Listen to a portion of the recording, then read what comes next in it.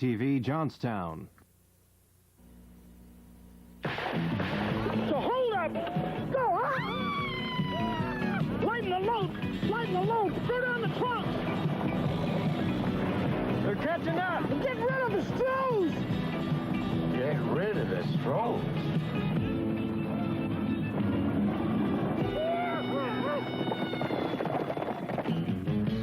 Good thinking, Bart. Yeah. We've been comparing the AMC on Channel 4.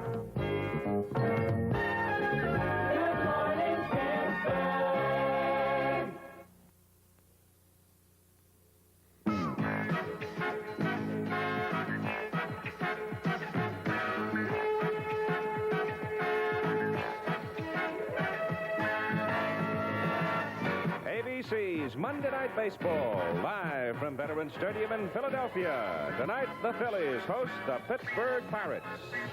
And this ABC Sports Exclusive is brought to you by Chevrolet and Chevrolet dealers coast to coast.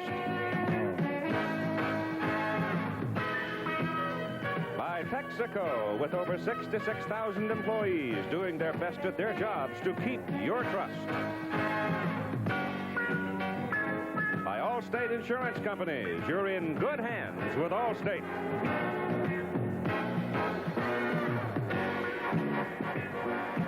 And by Gillette, makers of Right Guard. Yes, men count on Right Guard because men perspire more.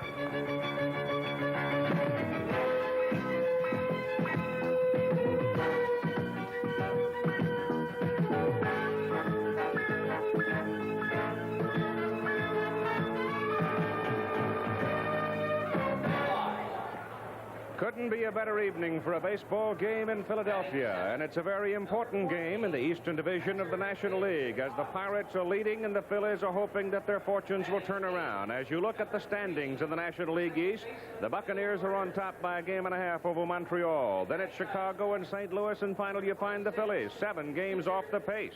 And suddenly it is the ball club that was supposed to run away and hide that is really struggling deep into the month of August. Hello again, everybody. I'm Keith Jackson. It was during the month of July that these Pittsburgh Pirates really started to come together and make their move toward the top. As a matter of fact, they have been winning on the road, and when you win on the road, that's a very important factor. You can win a division. We know that from the immediate past. Pittsburgh, 33-24 on the road, the best road record in the National League. And there are some other factors that add up to success for these Pittsburgh Pirates. They brought over Tim Foley to play shortstop from the Mets. Bill Madlock came to play third base from the Giants. They moved Phil Garner over to second base, and suddenly Pittsburgh's infield was glued together, one of the best in the major leagues. There's an 11-man pitching staff on this Pittsburgh club. 8 of them can start. That gives Chuck Tanner tremendous ability to move around amongst his pitching personnel. The 2 relievers, Tekulve and Romo, have been outstanding for them. Attendance for the Pirates up some 200,000 over a year ago, so life is pretty rosy right now for the Buccaneers in Pittsburgh. But that is not the case for the Philadelphia Phillies. Let's cover that story now with Howard Cosell. Thank you very much, Keith. The Phils, of course, entered the season predominant favorites to win it all again in the Eastern Division of the National League. One of the chief reasons, the acquisition of Pete Rose, the unconquerable ball player. But things haven't worked out that way. The Phils have indeed had a hospital roster serving as their team throughout the year. Only 13 times thus far has the entire Phillies starting team been able to start as a unit together. Even now, tonight, Mike Schmidt and Bob Boone will be hampered by injuries, although they'll be in the lineup. It's been that way all year long. The pitching, too, has been disappointing. They've got the highest earned run average as a pitching staff in the entire league. Then there are the managers to be reckoned with. And as always, we have the Twin D, Don Drysdale, down on the field with Danny Ozark and Chuck Tanner. Take it away, Twin D. Thank you very much, Howard. And, of course, standing to my left, the manager of the Phillies, Danny Ozark, and Chuck Tanner. We're going to start with you because as you look at the Pittsburgh Pirates right now, it appears that you've got everything in sync. Everyone's playing good ball. Well, we're playing the best ball we have all season, Don. And the last 40, 50 ball games. Everything's been meshing. We're healthy again, and things are going right for us. Is there a catalyst on your ball club? Is it Dave Parker or is it somebody else? Dave Parker's our big man, but everybody's had to contribute. It's been 25 men contributing for us, and Parker hasn't got hot the way he's capable. And last year about this time, he got the bat going, and he carried us, and we went after Dan. We couldn't quite get him. It was a great race. It's going to be another great race this year. It ought to be, and Danny Ozark right now, it's, I guess, a case of trying to put the pieces of the puzzle and put them in the right spots as far as the Phillies are concerned. Well, we're pretty healthy right now, Don. We have a couple guys that are injured, but they're able to play. They go out to each and every day and try to give you the best they can. That's all I can ask for.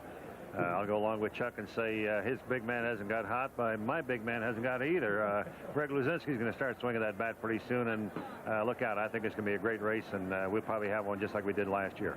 Danny, when you mention about Luzinski, a lot of the people here have been on Greg Luzinski, but they've also been on Danny Ozark as far as the press is concerned. I notice you put your name back on the door. I just switched it around. I put Ron Terlicki up there, trying to confuse the issue a little bit, but they've been on me a little bit, but this is 7 years. I'm kind of used to it. Things grow on you a little bit, and you kind of forget what they say up there and what the fans say. We've got a good ball club, and I'm proud of the players to go out for me, and I think we're going to go ahead and do a lot of things that a lot of people don't think we're capable of doing. Chuck, right now it's the Pirates on top, and of course the Phillies back, but there's also other clubs that you have to reckon with. Well, I'll tell you right now, Montreal, St. Louis, and the Cubs are in the thick of it, just like the Phillies and Pirates, and I wouldn't be surprised to see this thing go right down to the last 2 weeks of the season. And I honestly believe, Don, this is the toughest division in the major leagues. The Mets are tough. Don't kid yourself. They are. I was talking to Tim Foley, says they can't beat anybody but us. Well, that's the truth. The Mets rack us, and it's funny because of the balance in the division. Some clubs give other clubs trouble, and so it's going to be a grind all the way. Danny, what do you have to do to get back up in the race? Well, we have to get our pitchers healthy. I think right now they are healthy. We've got to get Luzinski to swing the bat well. Get Mike Schmidt where he can run the bases like he's capable of running, and then keep swinging the bat like he has in the past. He's pretty close to 40 home runs right now, and I'm sure he's very capable of hitting another 20. The guy's he's awesome. He's got great hands. The bat is quick, and he hits the ball a long ways. And we might see a little bit of that tonight as Jim Bibby will go for the Pittsburgh Pirates. It'll be Larry Christensen for the Philadelphia Phillies. And thank you, Chuck, and thank you, Danny. Good luck. We'll be right back in just a moment. Keith spoke of him at 288, 44 RBIs. Dave Parker, the great player, 320 homers, 75 RBIs. And the eternal Willie Stargell at 298, 22 homers, 56 RBIs. John Milner doing a job at 298 with 14 home runs. Then Bill Matlock, twice league batting champion, at 277. Eddie Ott is the catcher. He's at 261. And maybe the man who has really cemented this team together, Phil Garner, at 297 with 9 home runs. Finally, the pitcher, Jim Bibby. He's gone 2 for 25. Here's Keith to set the defense. The crowd still rolling into the ballpark, and it's been a kind of a day in Philadelphia that was almost autumnal after a real hot spell. They had a thunderous rainstorm here yesterday that cost them a ball game. But today has been absolutely comfortable, and it's a lovely evening for a game as the Phillies take the field. And let's set them for you defensively. Greg Luzinski will be out in left field, and Greg's starting to hit the ball more now, and the fans are getting off his back. Over in center field is a guy who can go get him with anybody, Gary Maddox, and he's shaken off that disaster of a couple of years ago when he dropped the ball in center field against the Dodgers that cost the Phillies a chance to win a division. In right field, another flyer, Bake McBride. McBride came over from the Cardinals, and he's been playing outstanding baseball ever since coming here. Moving to the inner defense at third base. Here is one of the injured players who's working tonight, Mike Schmidt, with 39 home runs. He has a very sore groin muscle. The only way you heal those things is to rest. But right now, it's hard for Mike to get any rest. At shortstop. And when you talk of shortstop in Major League Baseball, this fellow's name is always right there, Larry Bowa. At second base is the young man who came over from the Chicago Cubs, and everybody in the world thought this was the guy that would really seal up the infield for the Phillies, Manny Trio. He's a very good one. And at first base, the man who got all the publicity during the offseason, Pete Rose. And Pete Rose has more than paid his bill already here in Philadelphia. We'll enlarge on those points as the game wears on. And back of the plate, Bob Boone, son of Ray. He's playing tonight with the third finger on his right hand, slightly fractured. from the ball game on Saturday, but says it doesn't hurt him. Out on the mound is a big horse of a guy, 6'4", 215-pound Larry Christensen. He's been on the disabled list twice this year. He was involved in a charity bike ride with Tug McGraw out near Sacramento, California. Last February, he got tangled up in some railroad tracks, fell off the bicycle, and broke his collarbone. And as he pitches tonight, there is a spur in the right collarbone that is, I suppose it's calcium, and it digs into his shoulder, and it'll be a miracle if he goes the distance. The dimensions for the stadium, 330 down the left side, 371, 408 dead center, and the dimensions are the same on the right side. To finish the story on Larry Christensen, on July 3rd, he pulled a groin muscle while batting against the Mets, and he has just now come off the DL for that. Against Pittsburgh, he's 0-1. His last outing, he was a 4-2 winner over Montreal. So here's the big right-hander who was born in Everett, Washington, raised in Marysville, Washington, who now lives in Ardmore, Pennsylvania. And here comes Omar Moreno to the plate. It was said when Moreno first came up to the Pittsburgh Pirates, if this kid can learn to hit 250, he'll steal 100 bases a season. Well, he's hitting 292, and he's burning them up. Harry Walker is the man that Omar Moreno, Harry the Hat, he's the man that Omar credits. He shortened his swing, cut his bat size to 34, and Moreno and Walker still talk, and the first pitch misses for ball.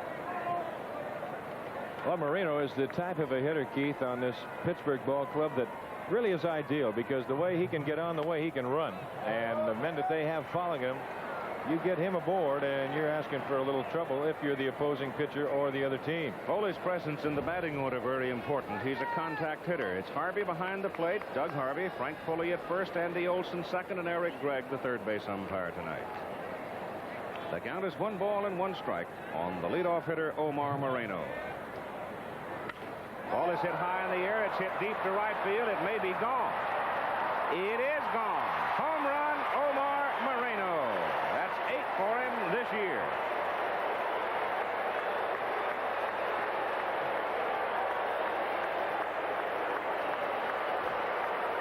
So Larry Christensen got a sweet one in, and Moreno parked it. Well, Keith made the point even before the game started that with Christensen's woes, it would be a miracle if he were around at the finish, and maybe that's an augury of what's to come. Letter high fastball in the heart of the plate. A lot of folks lose that for you. That's very true. And it appeared he just looking for a fastball, got the big end of the bat out in front, and just hit it right out down the line. The batter is Tim Foley, and the pitch is in for a strike. And Phil Garner, the second baseman for the Pirates, said, if I had to vote for an MVP on this Pirate ball club, I'd vote Foley. But Tim just bounced out to the shortstop Boa for the first out of the ball game. There's Omar. His 8th home run of the season, his 51st run batted in. It's not too bad when you got 51 RBIs and 51 stolen bases. You're looking now at Dave Parker, the motivator, the man who keeps them moving around in the clubhouse. He's got to be as good an agitator as I've seen in this generation of baseball players. Well, he's a big guy. He doesn't let things just kind of fall asleep. He don't lull them to sleep in that clubhouse. He hops on them, and it doesn't make any difference who it is. And the big thing about Parker, too, is that he can go out and he can back it up not only with his size, but he can back it up with his ability.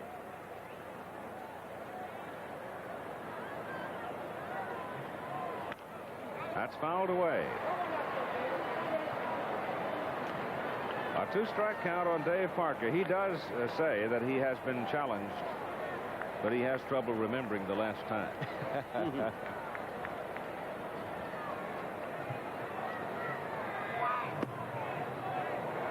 Christensen had some heat on the fastball, but it was high. And now it's 1-2 with 1 out and 1 run across. That pitch is inside. Parker was nailed by a pickoff throw to first base on Friday night. So he's a bit ginger on the right side.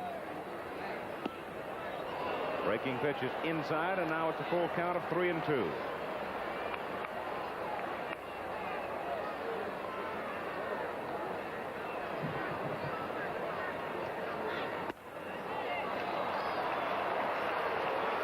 Parker goes to first on the base on ball.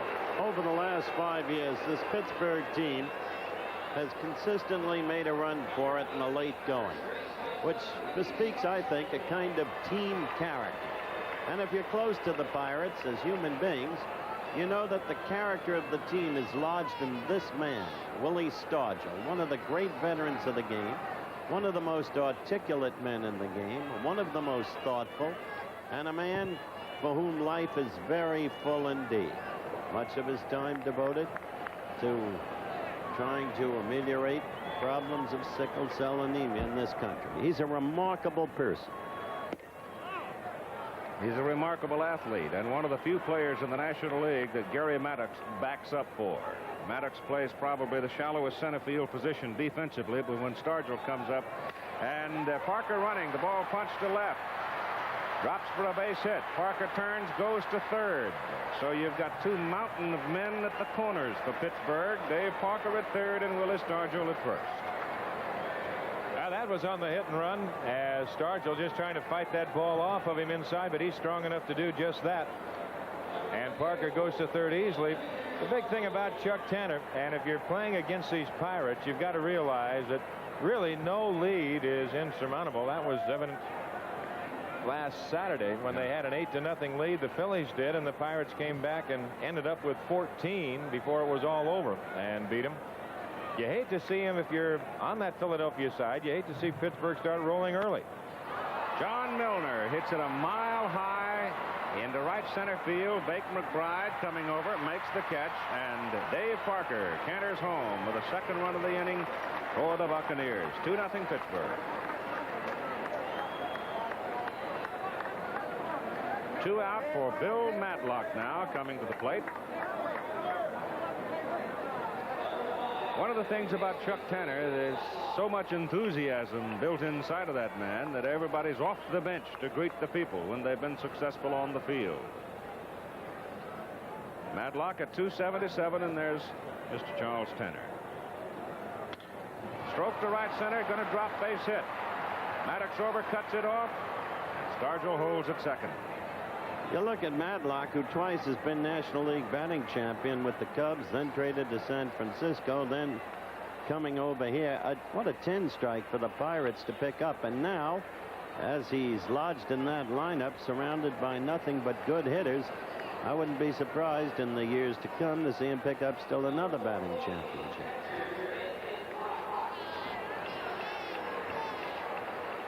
Ed Ott, who had a grand slam home run off the scoreboard on Saturday, and it was the big blow that carried the Pirates to the victory. Two men have hit that scoreboard out in right center field for grand slam home runs.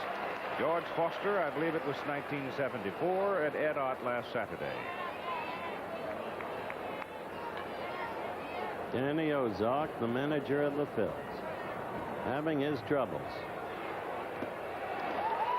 Christensen changes speeds, and he's out in front, 2 strikes.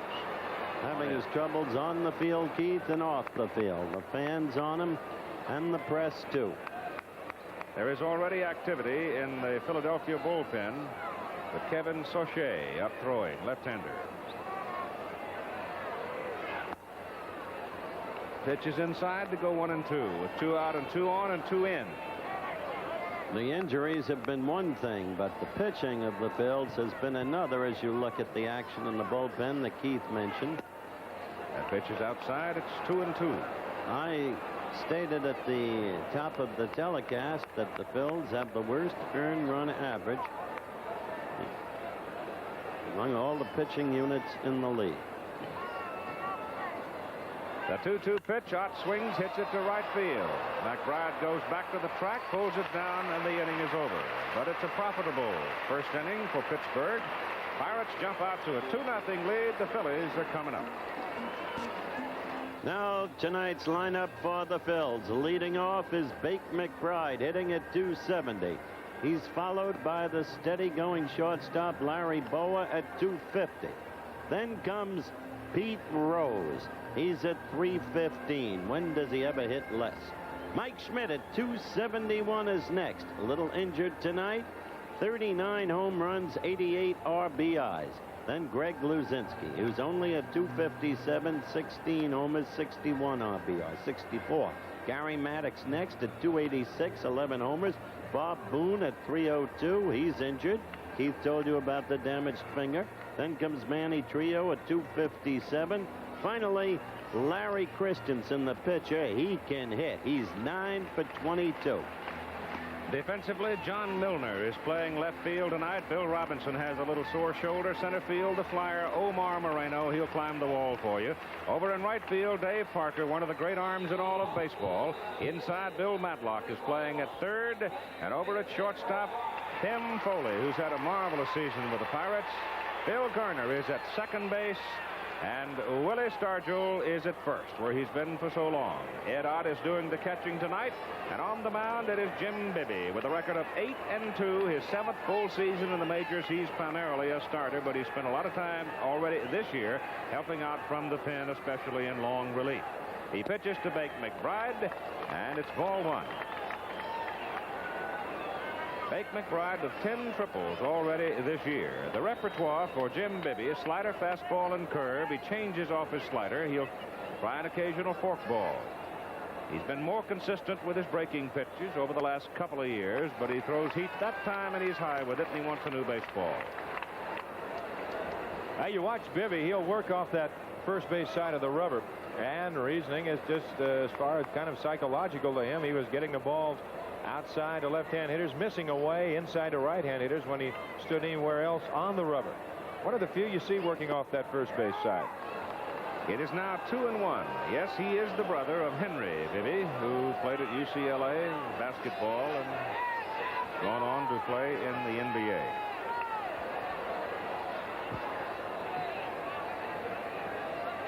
There's the position Don was talking about, where he stands, as you look at it, on the extreme right side or the side of the rubber toward first base.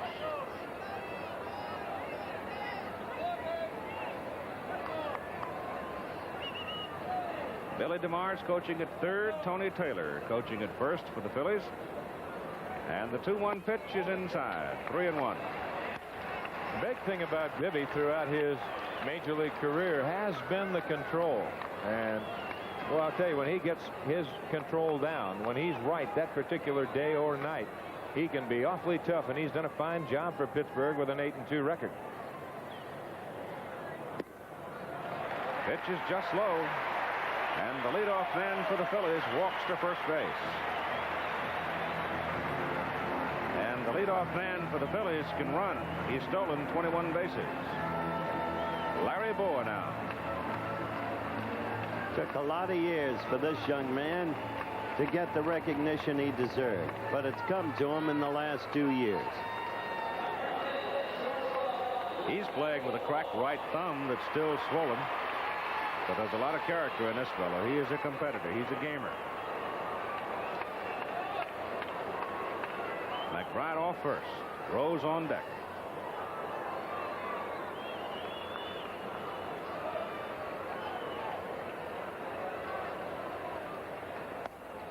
The pitch is high and outside. Stargell to the mound. McBride had a foot firmly planted on the rug. When you get that far off, you might go. They play him shallow in the outfield. And they'll have a little chat out there. I think Willie just trying to calm Bibby down a little bit and just tell him that you've got a couple of runs to work with as you look at the outfield, and they're very shallow for Bowa. They put on a shift for him as the left fielder Miller is shallow to the line, and then the center fielder Marino. He's looking at a platoon right in front of him, isn't he? That many people in that tight. He has no home runs this season. McBride edging up, trying to get the foot on the carpet, and Bibby will chase him back. And Bowa tied with Granny Hamner for the 7th spot. All-time hit list for the Phillies. The Hamner boys, the Whiz Kids. Bibby now struggling a little bit. Let's get the ball game underway. There's Pete Rose. Putting tar on the bat handle. He's always there.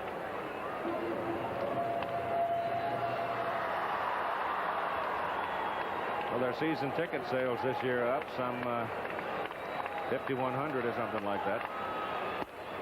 Boas slid his hands up the bat handle, but did not put it down. Took the strike, 2-1. All of the off-season publicity, and the increase in ticket sales, increase in revenue from local television, Pete's salary, whatever it is, not that hard to absorb.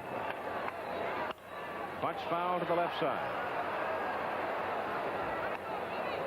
They have 19,300 season tickets sold here at Philadelphia. And Billy Giles, the executive VP, very quickly points right at Rose. They're going to come very close to that 3 million mark before it's all over.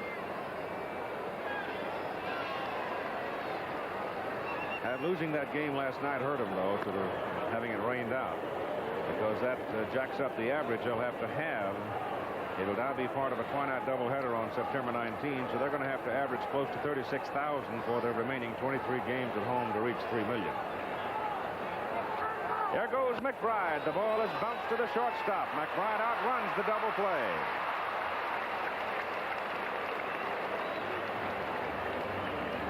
McBride was into second by the time Foley got his hands on the ball.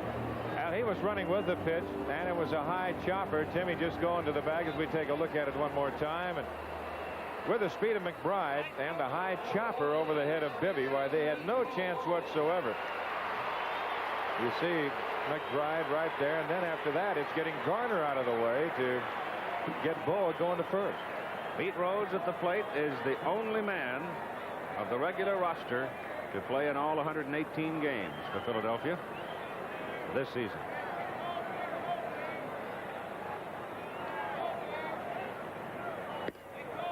The pitch is high and outside. Pete Rose is hitting third tonight, but throughout most of his career, he's been a leadoff hitter. Friday night against the Bucks, he got his 1,000th RBI. Not bad at all for a leadoff hitter. How many leadoff hitters in history have knocked in 1,000 runs? None, I don't think. I was going to say, I'd have to sit down and think about that or go grab a book. He's been peppering the ball pretty well since the All-Star break. 349 average on the year, 315. He's only made 9 errors at a new position at first base. That's foul.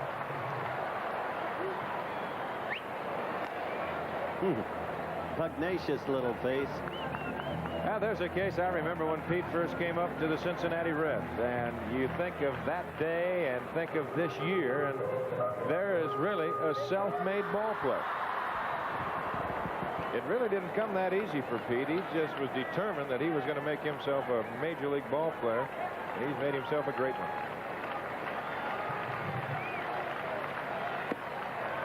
Pitch is high, and it's now 3-1 as Bibby continues to struggle here in the first inning. The Pirates scored twice to lead 2-0. McBride at second. You've got 1 out.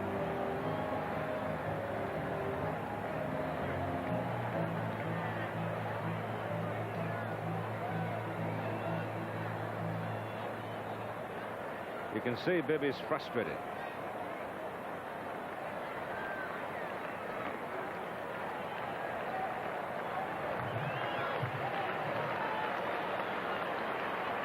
Three-one pitch. Fouled away, out of play.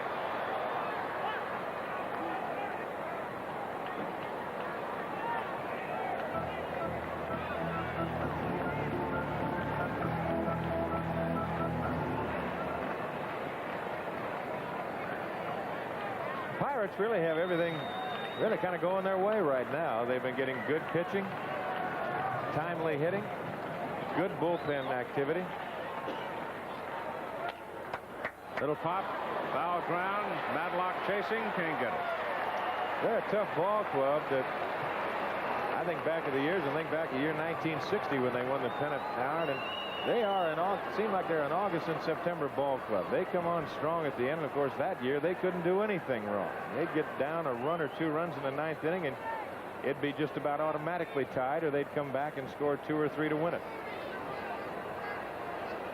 They get rolling. The only thing about them, at times, as hot as they can get, sometimes they can turn around and cool off just as quickly.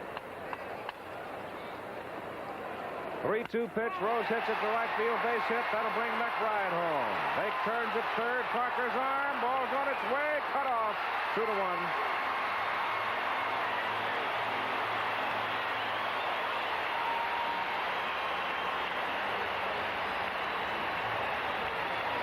So Pete Rose does it again. Don was talking about the Pittsburgh team in their rivalry against the Phillies this year.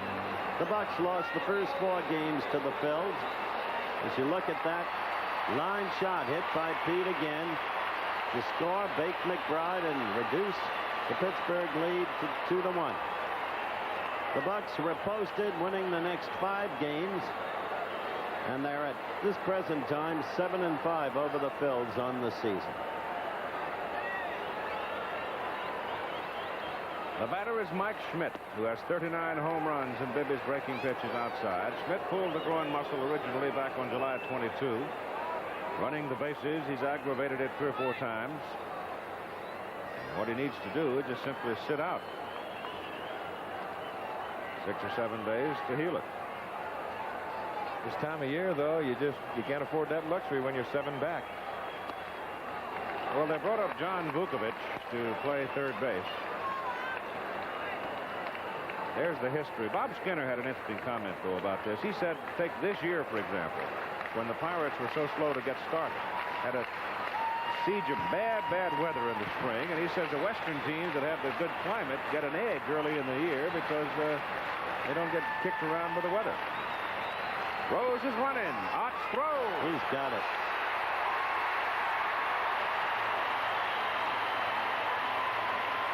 That is a good point Bob Skinner made. And right here in the first inning, Rose is giving you still another lesson in why he means so much to a ball club.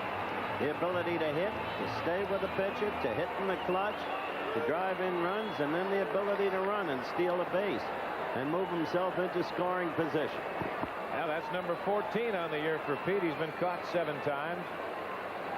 But Bibby, he's an ideal pitcher to try and run on if you've got any speed whatsoever. He's got that high leg kick, the slow delivery, and that's all a good runner has to look at. Yeah, Pete had 3 steps on the rug before really the ball was delivered. Mike Schmidt swings and misses and strikes out. So that's 2 down. Well, he got a high breaking pitch. I think he swung at a ball, didn't he? Very well could have. But I'll tell you, that high breaking pitch in the eyes of a hitter looks like a big saucer coming out there. It really does. Like a cantaloupe. Greg Luzinski, the bull.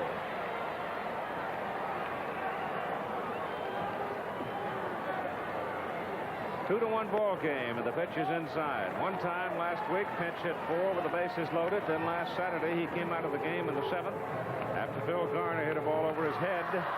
Greg Gross replaced him in the outfield. It's been a year of struggle for the bull.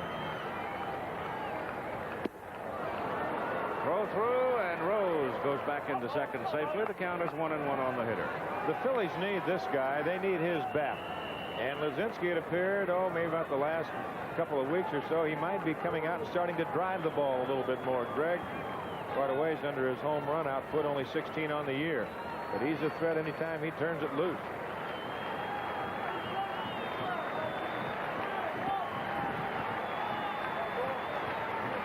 The 1-1 pitch.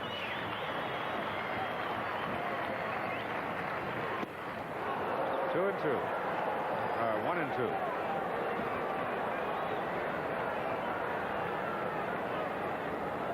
I think Luzinski's trimmed off some weight too last year or so. It looks a little. He would say, some of the fans have trimmed it off of him. Yeah. He just looks leaner to me. Maybe it's because I haven't seen him in a long time. He looks pretty big to me. Boy, he is big. He's a big guy. Muscles on muscles. Much better hitter on the road. That's an interesting graphic.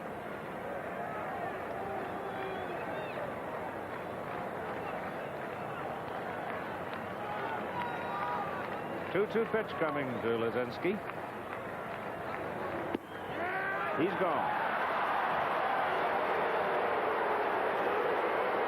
Phillies fight back yet one after one inning of play, 2-1. Back with more after this word from our local station. Thursday, Laverne and Shirley brew up trouble when they uncover a spy. So hold up. Go, huh? Lighten the load. Lighten the load. Throw down the trunk. They're catching up. Get rid of the Strohs. Get rid of the Strohs.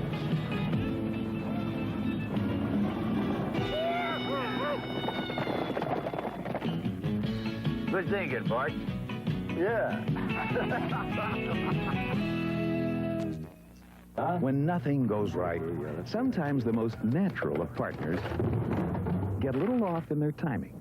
Even Paul Long and Don Cannon can find their finely tuned teamwork slightly off target.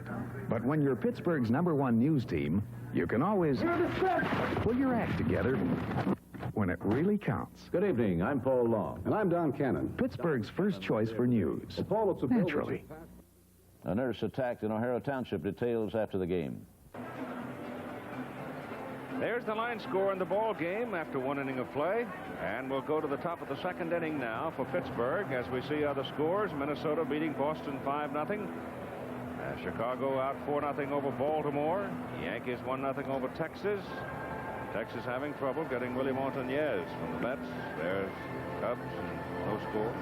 St. Louis, Montreal, and Houston. And I have a meeting tomorrow with that young man's father. This is David Nelson, University of Delaware. That's his son.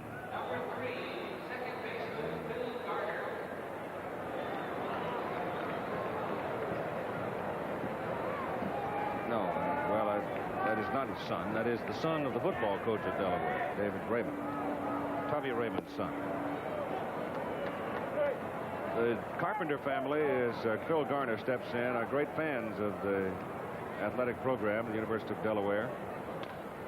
Garner hits the ball high in the air. Mike Schmidt's throw is in time, and we've got one out.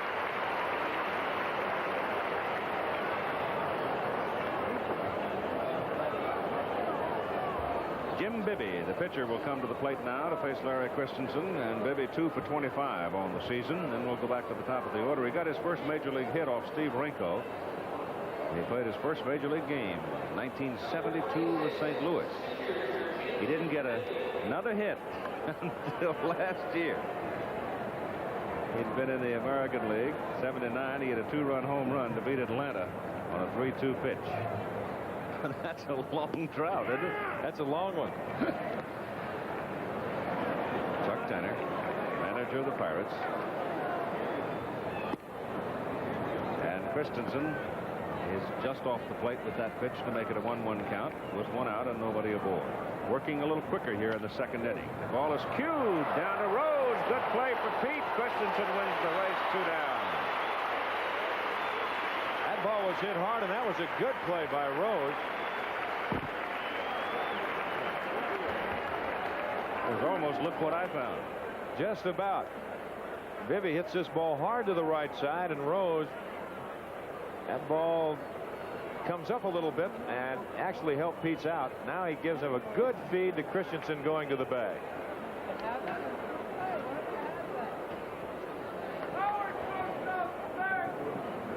Made the point a moment ago. It only made 9 errors at first base, which is a new position for it. Now it's Omar Moreno who hit a home run to lead the ball game for Pittsburgh, coming to the plate. I got to think, as he gets more confidence, and if he can continue to hit in that 270, 300 range, he's got to be the next candidate to steal 100 bases. There's a very good chance he can really motor. But with all these hammer throwers they've got in the Pittsburgh roster, you don't really need to run that much. Has a strike.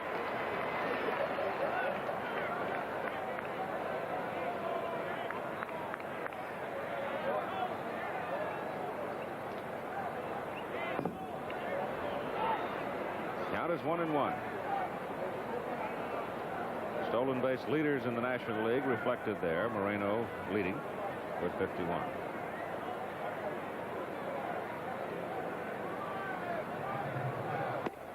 Outside to make it 2-1. Al Monchak coaching at first base for Pittsburgh, and Joe Lynette down at third.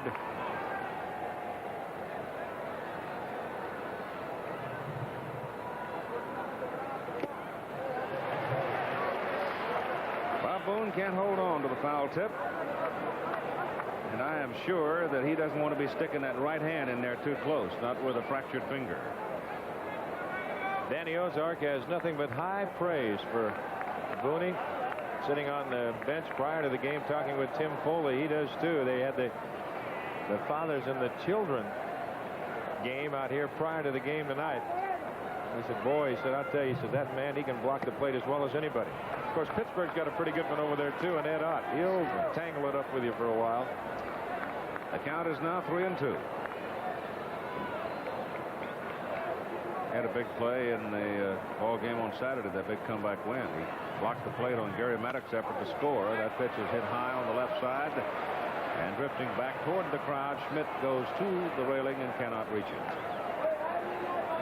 You know, it's something that just never fails. You have Schmidt with that bad leg, and there's always things in the course of a game when you're out there playing hurt that there's always a tester somewhere.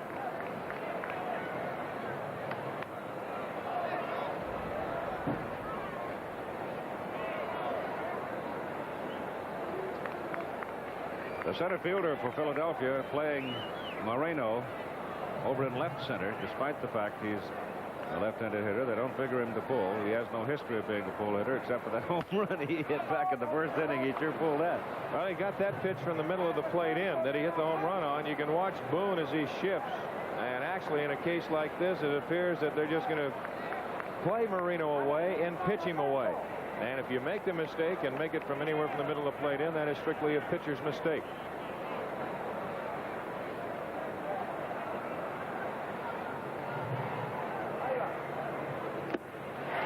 Struck him out. So Christensen gets the Pirates in order at the top of the second inning. After 1.5, 2-1 Pirates.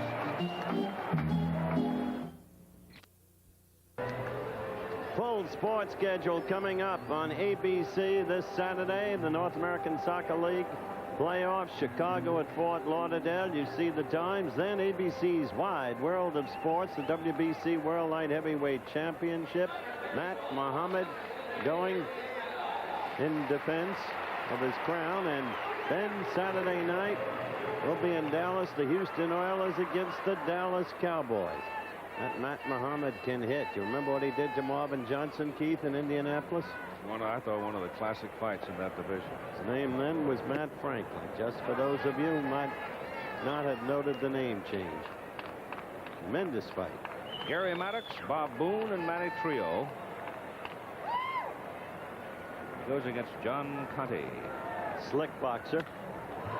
Ball is hit high in the air to center field. Moreno. One out. That's in Atlantic City, isn't it? I think so. You're not doing it. I'm sort of at the point, if I'm not doing it, don't worry about it. Jim Rice, by the way, has just hit his 31st home run, the time with teammate Fred Lynn for the American League lead. That's in the fourth inning up at Fenway. The Red Sox trail Minnesota 5-1. Remember, the Twins erupted for 5 in the first. Nettles has hit his 15th home run of the year. That ball fouled off. Yankees leading Texas 1-0. Bob Boone, you see that tape on that right hand, on the third finger of his right hand? That's a fractured finger. But as you noted, he says it doesn't hurt him. Nope.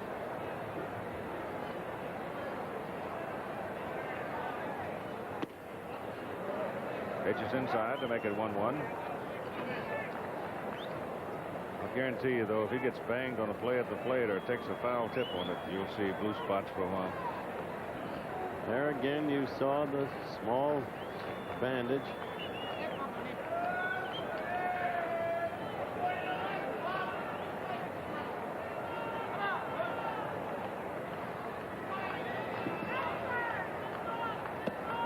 Incidentally, for all of you folks who follow baseball and who know that we like to cover all of the sports scene, we'll keep you posted on Lou Brock, who's only 2 hits shy of the 3,000 mark in his career, and he is playing tonight. St. Louis, later time zone, hasn't started yet. Boone hits it to left field, in the hole, base hit. So the damaged finger didn't hurt him there.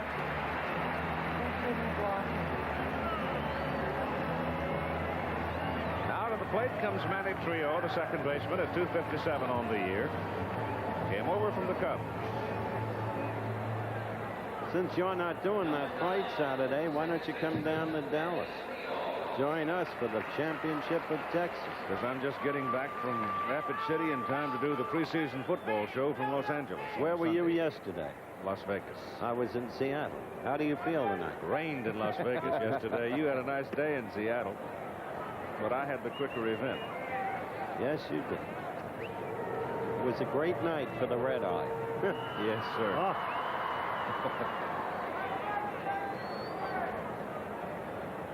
That's why they hung 3 harnesses up here for all 3 of us to keep us upright till the ball game's over. Manny Trio now takes that pitch outside to make it 2 balls and no strikes. Keeping you up to the minute on the scores in Baltimore. The Chicago White Sox lead the Birds 5-0 in the 5th. Starter Scott McGregor out for the Birds, replaced by Sammy Stewart. Steve Trout, good-looking young pitcher, by the way, Don. Steve Trout. Very good-looking young pitcher. Dizzy's boy. That's right, pitching for the White Sox. Ball is hit high in the air to left center field and hit deep. Moreno going back. Waves off. Milner makes the catch on the warning track. Boy, that fella can cover a lot of territory. Well, Manny got good wood on it, but hit it to Death Valley, and that Moreno really glides. And that's one of the great assets about the Pittsburgh Pirates. They say on any championship club you should be strong up the middle, and they are just that. They've got a fine double play combination in Garner and Foley. As you take one more look at this pitch, Trio hit it well, but he hit it high. And of course in center field you got a man that can just almost outrun it in Omar Moreno. Christensen the pitcher now. Larry is 9 for 22. Batting cage. He hit the ball to left and right center off the wall. He does have some power. Yes, he has good power. Big swing, strike 1.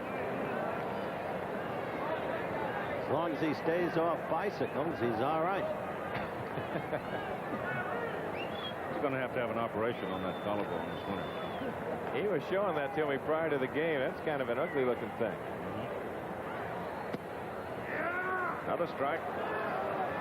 I tell you, many athletes are not good on bicycles. I was with Keith once at Rotunda, Florida, when number 40, Dick Anderson, then of the Miami Dolphins, and then the best strong safety in the NFL, tied in with Jim McMillan, then a great basketball player. Christensen strikes out. The inning is over. They strand Boone at first, and after 2 innings of play, it's Pittsburgh 2, Philadelphia 1 at Vet Stadium in Philadelphia. We'll move to the top of the 3rd inning now. Pittsburgh will send to the plate Tim Foley, Dave Parker, and Willie Stargell in that order. Foley, who's been given a great deal of credit lately for helping meld the Pittsburgh infield, says, however, he doesn't feel he's playing any different now. He's just with a combination of people, circumstances. He's not a fancy ball player, but he's just a good, solid performer. You're exactly right. His skills are the subtle skills. Called strike, as you saw. And surrounded by a bevy of good ball players, as you look at scores, those subtle skills come into prominence. There's a base hit in the hole to left field. Yep, they play on a rug here in Philadelphia, and that one went skittering right on through. So the leadoff man is aboard for Pittsburgh, and Dave Parker comes to the plate. Yankees lead Texas 2-0. If you got a quick gander at the scores as they were flashed. Don, I really don't understand the decline of that Texas team and what happened. Well, I know Matlock got hurt, of course, but there still should be more pitching there than they've shown. And the pitching has kind of gone just a little sour for him. And, of course, Brad Corbett trying everything within his power to try and produce a winner down there. As they just picked up, as you said before, Willie Montanez. Parker swings and misses. And Richie Zisk said, why another left-handed hitting first baseman? Well, they've got Pat Putnam over there, who's doing a fine job. He's doing everything you could possibly ask of anybody. But I just kind of think, and I can't help but talk about the weather down there at Texas. That's got to be able to catch up with you somewhere along the line.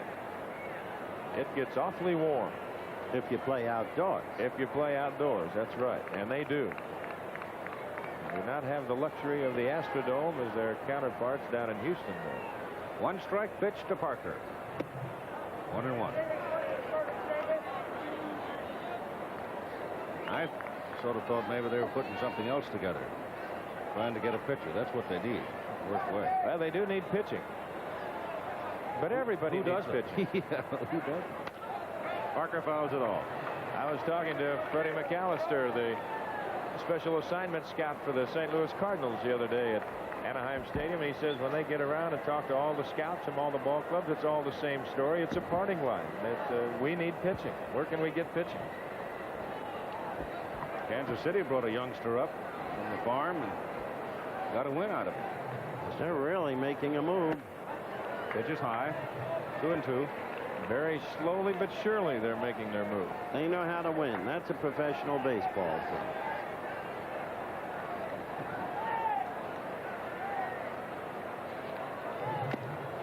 Parker. Big swing and a foul tip, and Booney can't hang on.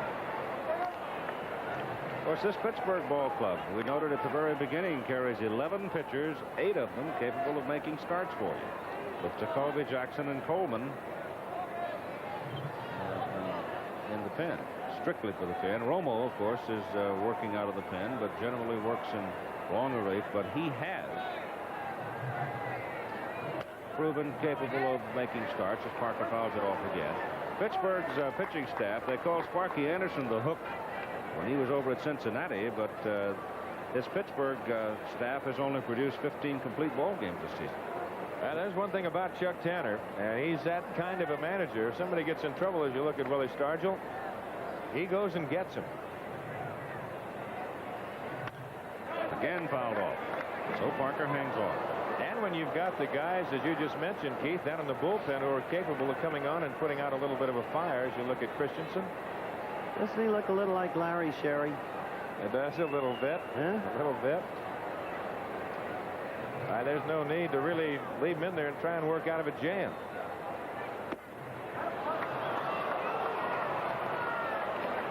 Full count now. 3-2 for Dave Parker. Keep expecting Dave Parker to go on a tear at any time. It hasn't happened yet this season. Foul back. Foley will go back to first base. Running with a pitch. Such a beautifully fluid athlete Mr. Parker is. Tim Foley going back to first. Pete Rose holding the bag.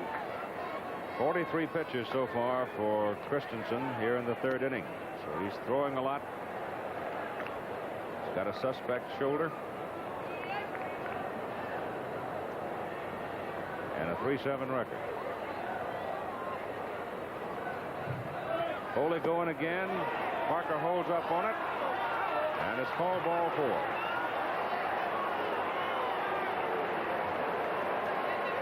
Willie Stargell coming up before the ball game tonight. Howard Cosell talked to Willie.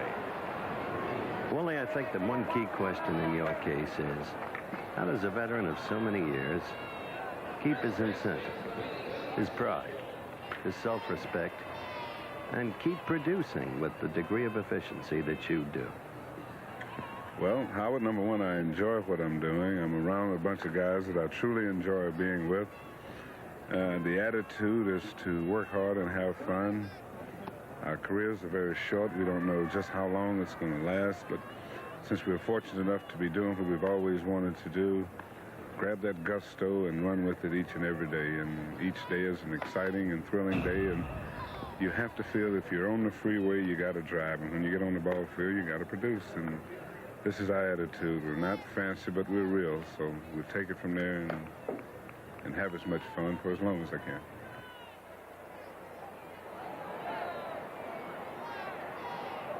A 1-1 count to Big Wilbur, and it's 2-1.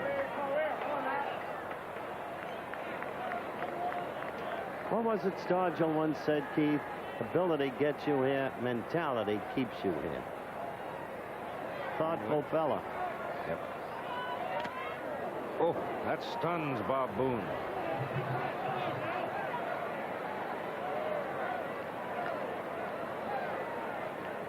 Boone checking that mass just to make sure it's all in one piece. Yeah, he took a pretty good shot. Sure did. Montreal and Houston are at 0-0 in the third. That's a big series.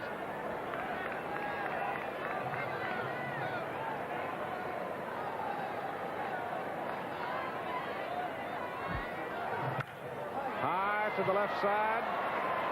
Luzinski.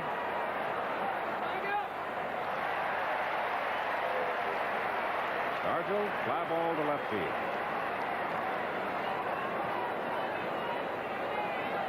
So John Milner comes up. The hammer. Second half of the season, he's been starting primarily against right-handers. Bill Robinson coming in late innings if there's a left-hander around. But look at him closely up there, Don, and he'll remind you of a left-handed Hank Aaron.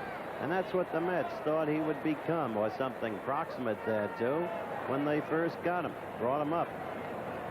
He's fit into this scheme very nicely over here in Pittsburgh. Jerked a home grand slam home run off Tug McGraw. That's right. That's becoming a habit. Tug has given up 4 this year. Hot shot came off Tug.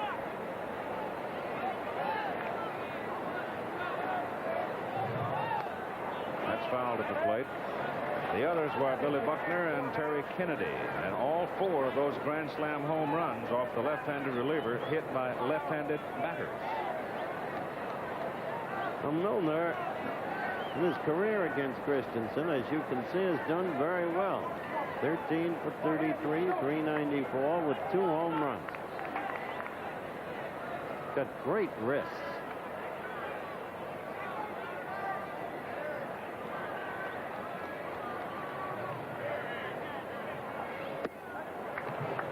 Up high.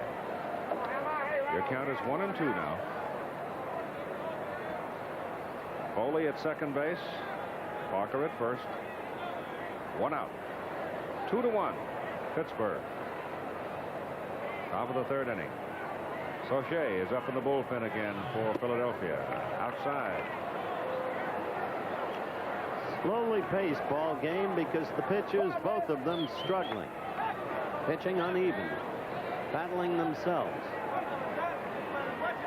Yeah, they're having a little trouble finding home plate.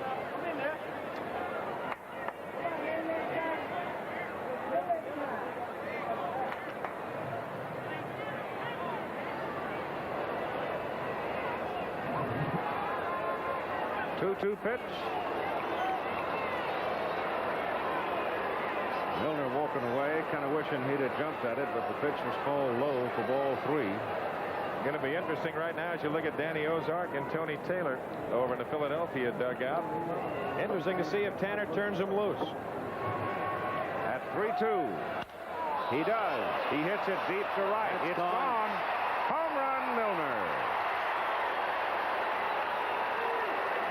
Number 15. And now 47 runs batted in for John Milner.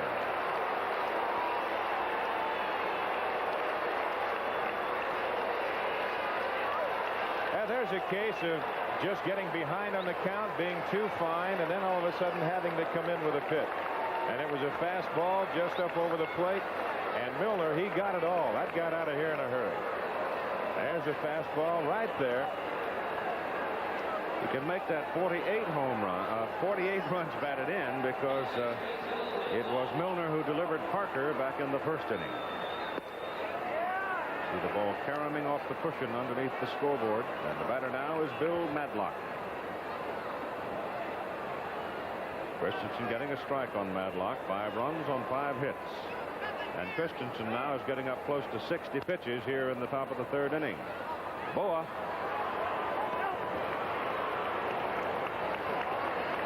There's John Milner. 2 out now, and Ed Ott comes to the plate. 2 former Mets having a rebirth here at Pittsburgh. And Foley, whom we've spoken about ever since the contest started, and John Milner. The Ed Ott fan club is in the ballpark tonight. 293 members from Factoryville, Pennsylvania. And what famous baseball player was born in Factoryville, Pennsylvania, Howard? Factoryville, Pennsylvania. Grover Cleveland Alexander. You're close. Christy Mathis. You're right. Okay.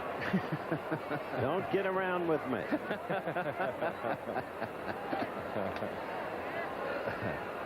Remember the fadeaway? 2-strike count now on Ed.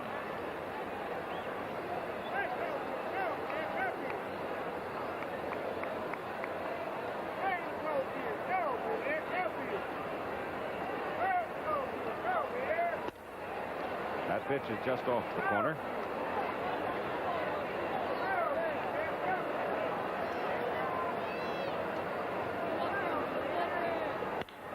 Hit. Pass throws to right field. And Ed Ott is aboard. And if that's a hit, it's the first one he's ever had off Larry Christensen. It is a base hit. And you can hear the unrest of the Philadelphia fans, which is a kind way to put it. Well, I think this kind of a charity hit right here. That ball stayed down on Rose. He didn't have to go that far. And it just never came up. Bill Garner, the second baseman. And the pitch is outside. Christensen is able to throw the ball with some speed in it, heat on it, but he hasn't been able to get that hot stuff over the plate. And they've been sitting back waiting him out. You saw just now what Phil Garner's been hitting since the All-Star break. Teaming up with Tim Foley, these two have been simply amazing. He's gotten key home runs, one-ball games. Phil Garner is what they call in baseball a game winner. Buckner of the Cubs is a game winner. The averages can be totally deceptive. Toby Harrah for Cleveland during that great surge has been a game winner. You know what I mean, Dunn? I know exactly what you mean, Howard. They're the kind that's always coming up with that big hit. Pops him up on the right side.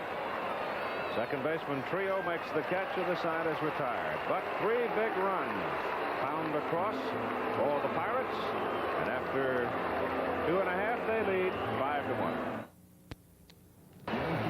5-1 lead for the Pittsburgh Pirates. This telecast presented by authority of Major League Baseball, intended solely for the private non-commercial use of our audience. Any publication, reproduction, retransmission, or other use of the pictures, descriptions, and accounts of this game without the express written consent of Major League Baseball is prohibited. Next week, it'll be Texas at Baltimore or Montreal at Cincinnati. Check your local listing. Right now, Baltimore trailing the Pale Hose 5-0 in the 6th inning, and the Texas Rangers behind Ferguson Jenkins trailing the Yankees 2-0 in the 5th inning because of home runs by Nettles and Gamble. In Milwaukee, Lezcano has hit his 19th home run.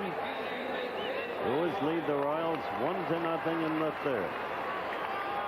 Blake McBride, Larry Boa, Pete Rose for Philadelphia. Bottom of the 3rd inning.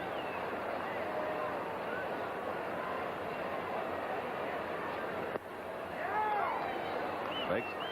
Good location on that pitch, Don. He had Bake looking to the outside. That's right. Good location. When Bibby's got the location, well, he can be awfully tough. But the biggest thing about him is that he's a little erratic at times. Punch to left. Line drive hangs up, and the catch is made by Milner. 1 out. He is having a good year, and one of the reasons has to be a little kitten, Harvey Haddix. Look at those scores. Minnesota 5-1, the White Sox 5-0, Yanks 2-0. All scores that we've given you as we try to keep you abreast of the pennant races. Cubs St. Louis 0-0. They're in the fourth now. Montreal at Houston. Tied. I think if you watch Bibby throughout the course of a year, a couple of years, things like that, you find that he'll kind of fight himself a little bit at the very start. He was doing that tonight. But then if he gets in there, is able to stay in there for a while, all of a sudden he gets that groove down. And then look out, he can be tough. Point I was going to make about the kitten, Harvey Haddix. He's with the Bucks now, the pitching coach. Count is 1-1.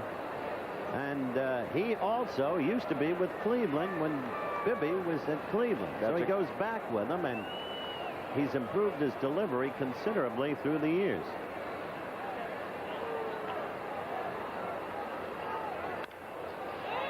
Starger will do it himself. 2 out.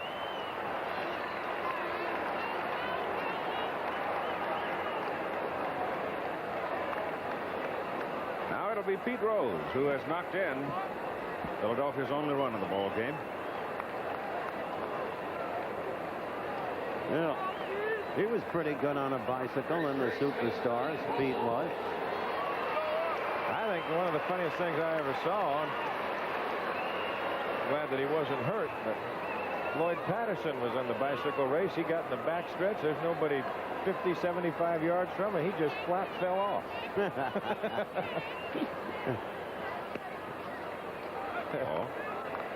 He got it going off the track, and he got on the grass, and when they tried to get back out on the track again, and bang.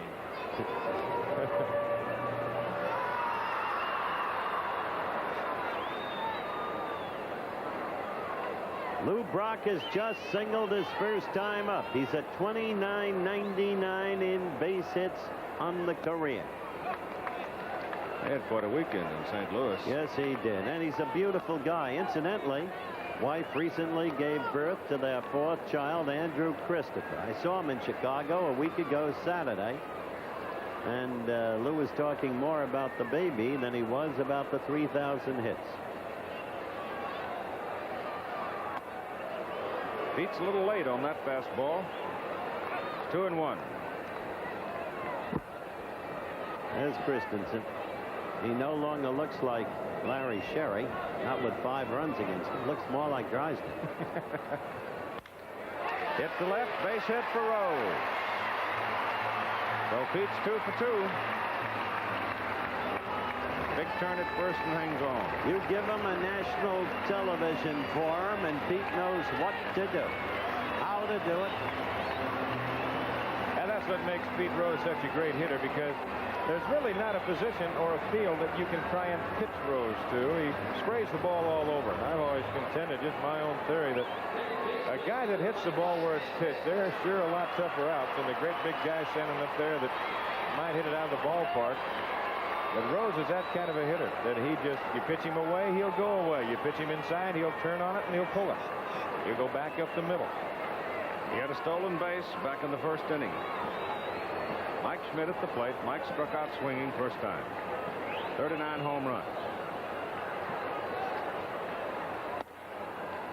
Davis' fastball is tight. There you see the American League home run leaders, Schmidt and Kingman, battling it out. What a year Winfield's been having. Oh, that's the American League. You got a scoop. Did I say the American League? No, the graphic did. Oh, I didn't think I did. Although nobody's perfect. You're right. Mike Schmidt's one of the guys around town who was happy to have Pete Rose come, because he came with such hoopla and fanfare that they left Mike alone this spring. He had a peaceable spring. Oof. Almost nipped him with that one. 2 balls and no strikes. Well, clearly now, Bibby's trying to work him inside. See the replay on it. He throws hard enough to where he can work you inside, and he just about nipped him right there. You don't like to get those power hitters. You like to try and keep the ball, if you can, try and keep it in on them at times where they don't get that full arm extension. High pop. Going to be out of play, I think. Coming back, it is. Burned some fingers in the crowd. We're in the bottom of the third inning. The Pirates scored 2 in the first. The Phillies came back with 1. Pirates got 3 more in the top of the third. And the Phillies now with 2 out have Pete Rose at first base, Mike Schmidt at the plate, and Greg Luzinski on deck.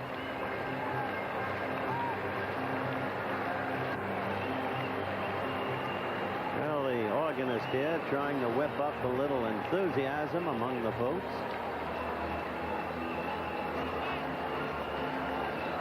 Bibby, who grew up in Franklinton, North Carolina. That's down near Raleigh.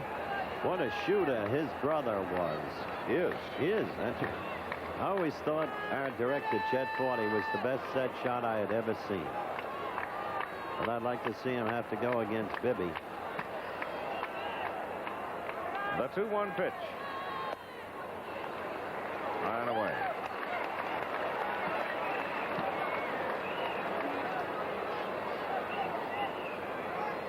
Now it's 3-1. If it's in the area, grab a hard hat. Well, when he's swinging the bat good, he's got such quick hand. That bat really comes through. Hits it high, too high. Dave Parker settles under it. And the inning is over. And the Phillies strand their third base runner of the night. And after 3 complete, 5-1 Pittsburgh. For Pittsburgh. Pete Rose at his defensive position at first base. Tonight before the ball game, among the players that Howard talked to, Pete. Let's listen. Pete, are they beginning to get on you because the Phils have been languishing?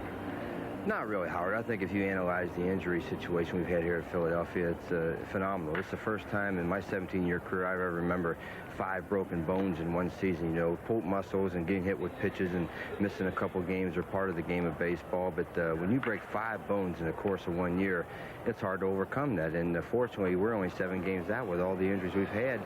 Most teams would be looking at 15 or 20 games out, but we still have a shot at it. We have to win the night's game, be 6 out, and 44 games to play, and there's a lot of divisional play left. And I don't think the fans are really looking for a scapegoat here in Philadelphia Yet.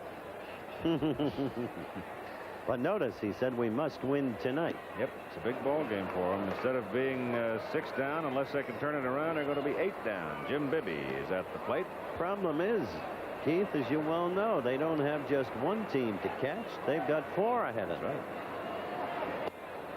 Christensen goes outside. Now that's what makes it tough. And all of a sudden you got to start leapfrogging over 3 and 4 clubs.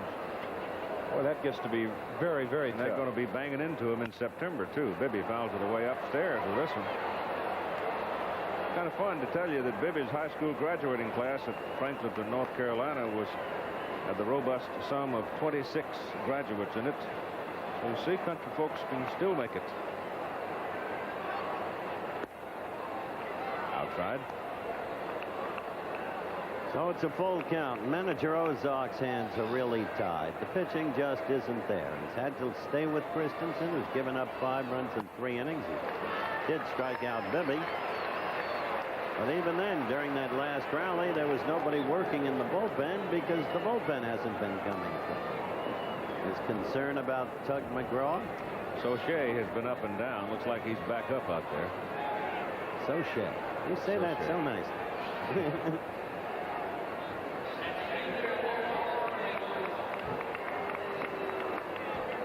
Omar is 1 for 2. Moreno with a leadoff home run, struck out swinging second time.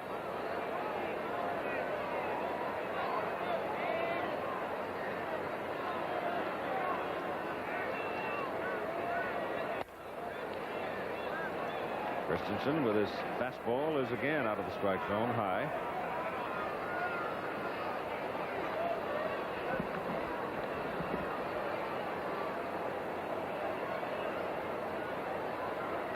You were talking a while ago about the Phillies jumping over different clubs. Of course, the Cardinals starting tonight 6.5 out, Chicago 4, and Montreal a game and a half. And you know, say Pittsburgh should falter just a little bit, you can just throw all those names up in the air, and any one of them, if they get hot, liable to win it.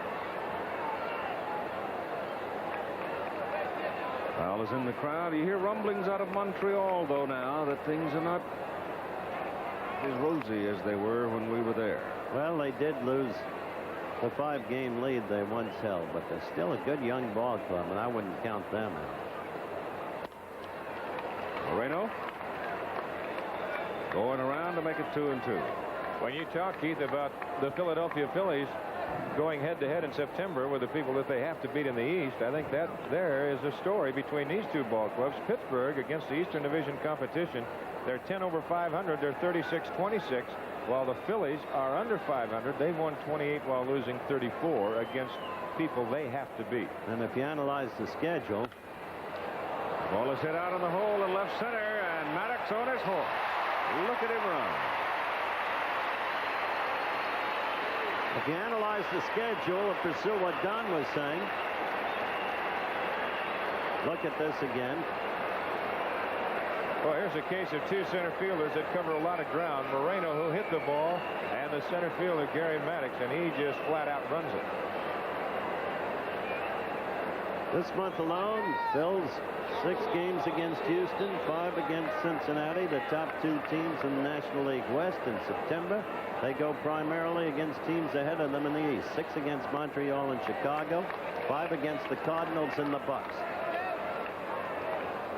There's a man that has to figure prominently for Pittsburgh down the road, John Candelaria.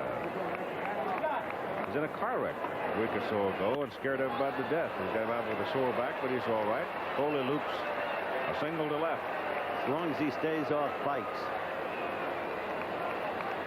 And now we'll come up with Dave Parker. And going into tonight's ball game, we noted earlier that Pittsburgh's record 33-24 on the road is the best in the National League, but at the end of this month, in one 17-day stretch, they have only 1 day at home. That's a doubleheader September 3rd with the Phillies following a road game in San Francisco. So if they're going to wobble, that might be the time.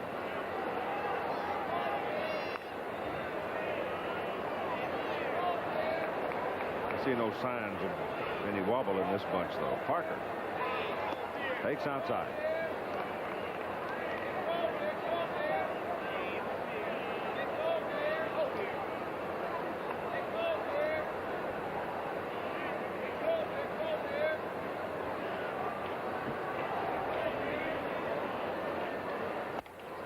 Checks it. 1-1. And they appeal, and the third base umpire, Eric Gregg, gives it a strike call.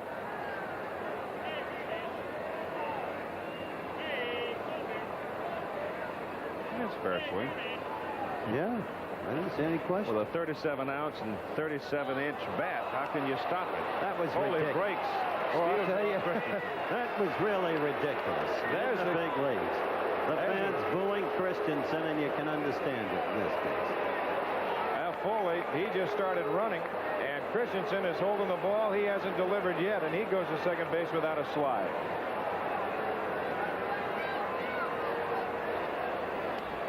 That's careless baseball. Just a mental lapse out there. At times you try not to let those things happen, but they will happen, and it does make you feel awful silly.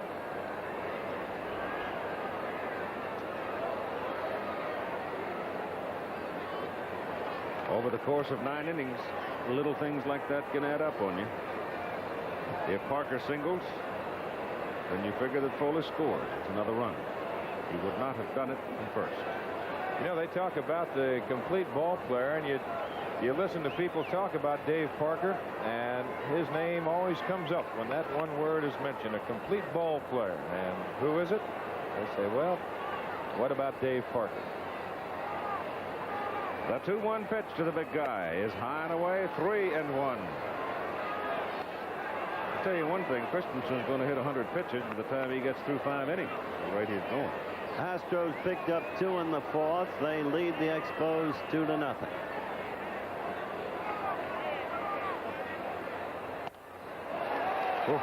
He wanted that high one down. Christensen glad to get that one back.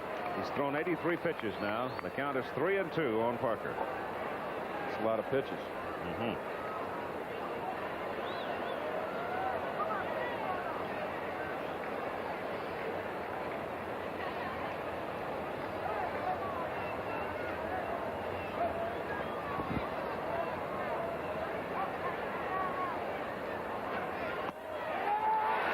Strike called on the outside corner. So he got Dave Parker looking, and the inning is over. And the score is Pittsburgh 5, Philadelphia 1. That is not Rita Moreno, who has just been nominated for an Emmy, the brilliant performer. That is, in fact, Mrs. Pete Rose, taking care of Greg Luzinski's kid. Today, Father's Children Night here, and they had a ball game involving the kids and the fathers. The kids won it overwhelmingly, I think 22-0. Good. Luzinski, Maddox, and Boone for the Phillies in the bottom of the 4th inning. And Bibby gets Luzinski swinging for strike 1. Greg struck out looking his first time up. There's the famous bull ring.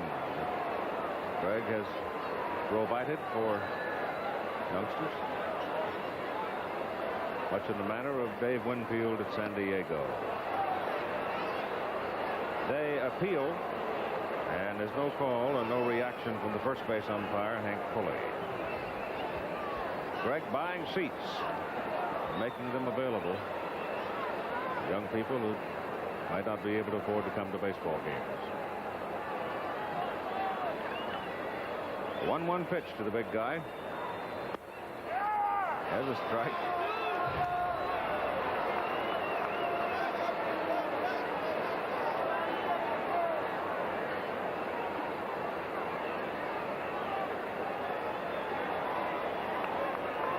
Maybe getting tougher as the night wears on.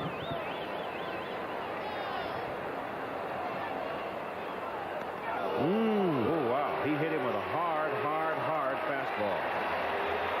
Luzinski hadn't even rubbed it. No, but I'll tell you, he whacked him. Bibby is 6'5" and can throw a hummer. He's a big guy. I'll tell you, there's two big guys facing each other. That fastball in on Luzinski, and he just all of a sudden says, I'm going to get it, so I may as well double up. He still hasn't rubbed. When you're that big, they don't hurt that much. Yeah. Spoken like a Makes you harder or tougher to tote you off the field. Spoken like a pitcher, especially the kind you were. No. Gary Maddox. Leadoff batter, Luzinski off first. Maddox howls it back. I used to laugh at early win. Of course, Gus up now broadcasting with the Toronto Blue Jays. He said there's only one way to get a hitter's attention. You have to get him to lie down first, and they'll listen to you. Oh, he practiced it, too. That's a high pop to the infield. The shortstop Foley calling. 1 out. The 3 best practitioners of that particular science that I can remember were Early Wynn, Sal the Barber Maglin, and the gentleman in our booth, Keith, Don Drysdale, number 53. St. Louis getting on the board against the Cubs, and we noted that Houston has taken a 2-0 lead over Montreal. Here's Bob Boone now. 1 out. White Sox lead the Birds 6-0 now in the 7th inning.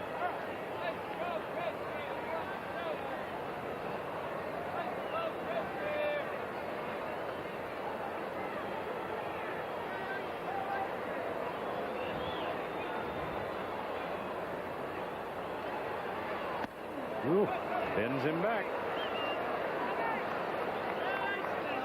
Eddard goes to the mound. When that Sizzler's coming up there, boy, I tell you, you saw Luzinski get plunked. It's pretty easy. Plunked? An ordinary man would have been shattered. If it had been in his ribs, he wouldn't have fallen out till he got to third.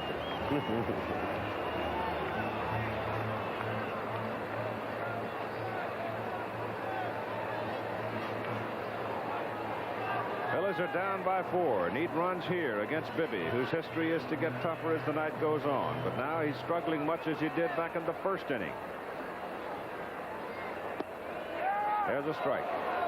Now, the big thing if you're pitching against either of these ball clubs, and you've got to try and keep men off base, because You look at this pitch one more time. It's a breaking pitch. Doug Harvey, I think one of the fine umpires.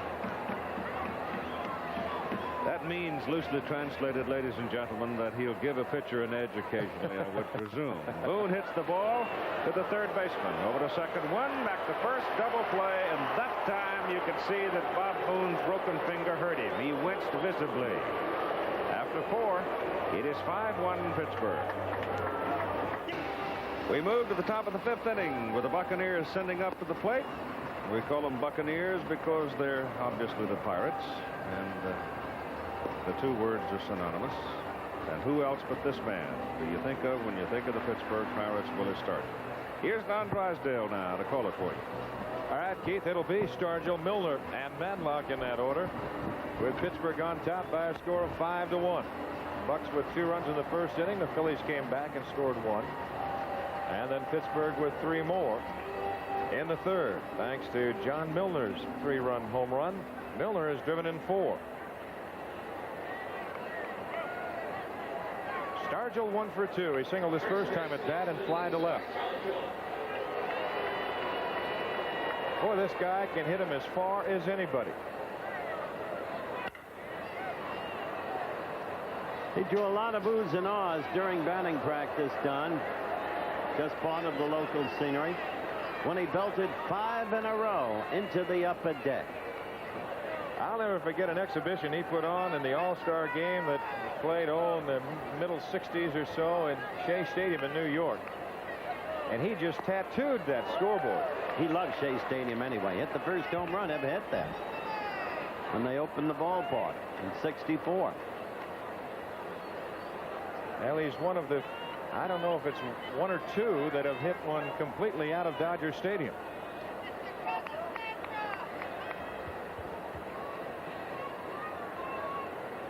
Oh, 2 to Stargell. Foul away. The count remains. No balls and 2 strikes.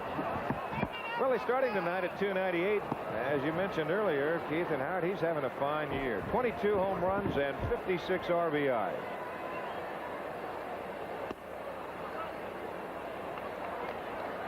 Rangers have tied the Yankees at 2-2 in the 7th.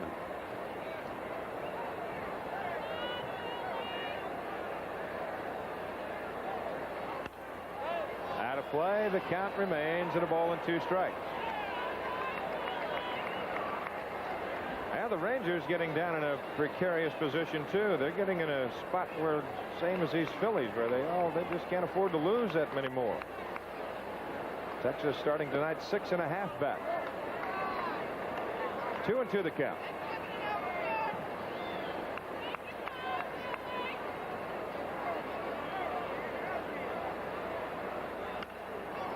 Center field playable.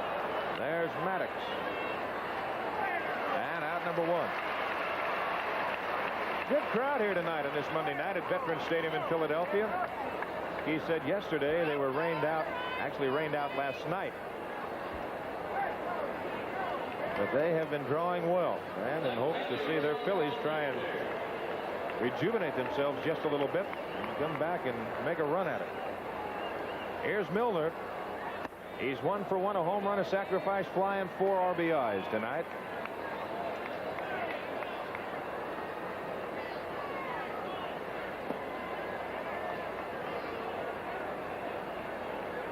Those of you tuned in late, Lou Brock has come to bat once tonight, single. So the career hits 2.999. Hit well to straightaway center field, but it's playable. Deepest part of the ballpark, and Maddox runs it down.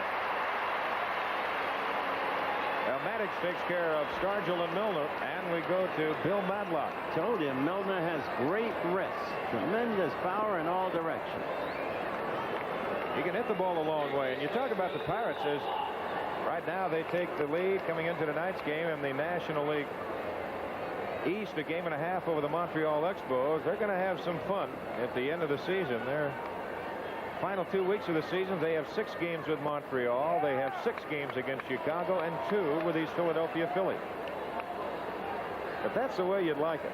If you're trying to catch somebody, you'd rather have to play him face to face, and if you're going to be out in front, why, there's a good chance to bury him right there. I don't believe you. Yes, sir. That's the truth. That's the way you'd like it. That's the way you like it. When you were closing out the 56th season. That's popped right side. There's Manny Trio. And that is out number 3. So the Pirates are gone 1, 2, 3 for the second time tonight. And after 4.5, it's Pittsburgh 5 and Philadelphia 1. There at Veterans Stadium. And he can swing a mean bat. They need him in the lineup tonight based on the events thus far.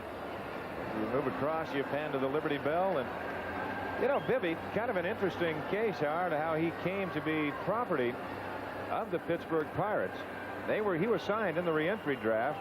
That was in 1978, March of 78, after an arbitrator had ruled him a free agent because the Cleveland Indians were late in paying a performance bonus in 1977. And he says he is just tickled to death to be here. Signed a 6-year contract with Pittsburgh. Little security there. Here's Manny Trio to lead it off for the Phillies. Red Sox have scored 4 in the 7th. Fred Lynn's 32nd homer. Boston, Minnesota, 5-5.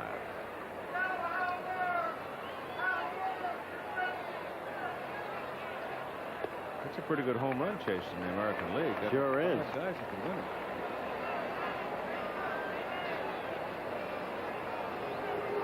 Well, Rice and Lynn are tied at 31. Rice hit his 31st tonight. Red Sox got to be playing a little scoreboard too tonight as Baltimore was getting beat by Chicago. 6-0 there in the 8th. Houston now leading 4-0 over Montreal. Yanks in Texas tied at 2. Detroit at California. Toronto, Oakland, latest starts. Fly ball right field. Parker has all the room in the world. Captures that one out, number 1. Don was telling you that's the way you like it. The end of the season, you'd like to go against the tough teams. You should have seen them the final days of the 56th season. They had a win. The Brooklyn Dodgers. Milwaukee had a lose. And the Brooklyn Dodgers were playing the last place Pittsburgh Pirates, a doubleheader. This is Timmy McCarver. He will pinch hit for Christensen, so Danny Ozark will go to the bullpen. And Don said, this is the way you like it. I tell you, they were tough. I remember one night, I think we got fogged out. And that's what brought the doubleheader about. And Bobby Bragan was going to start Bob Friend in one of the games. And he pitched very well against the Dodgers. And Bragan says, I'll pitch him all 3 games if I have to. So when it got fogged out, that was a little blessing in disguise as far as the Dodgers were concerned. Tug McGraw throwing in the bullpen for the Philadelphia Phillies.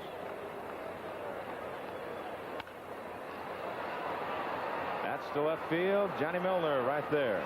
And out number 2.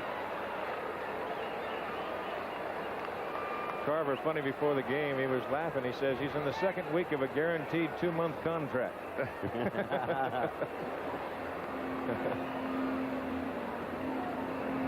Now there's 2 gone. We go to the top of the order. Big McBride. He has walked and scored the Phillies' only run in the 1st inning, and he lined to left. There's Tuggaroo. That's Tug McGraw. He will come on and take over the pitching chores as McCarver hit for Christensen.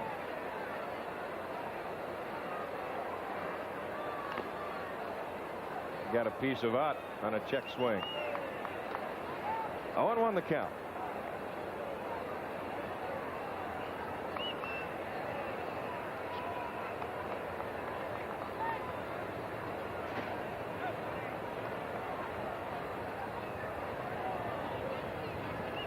Five to 1 Pittsburgh. We're in the bottom half of the 5th inning.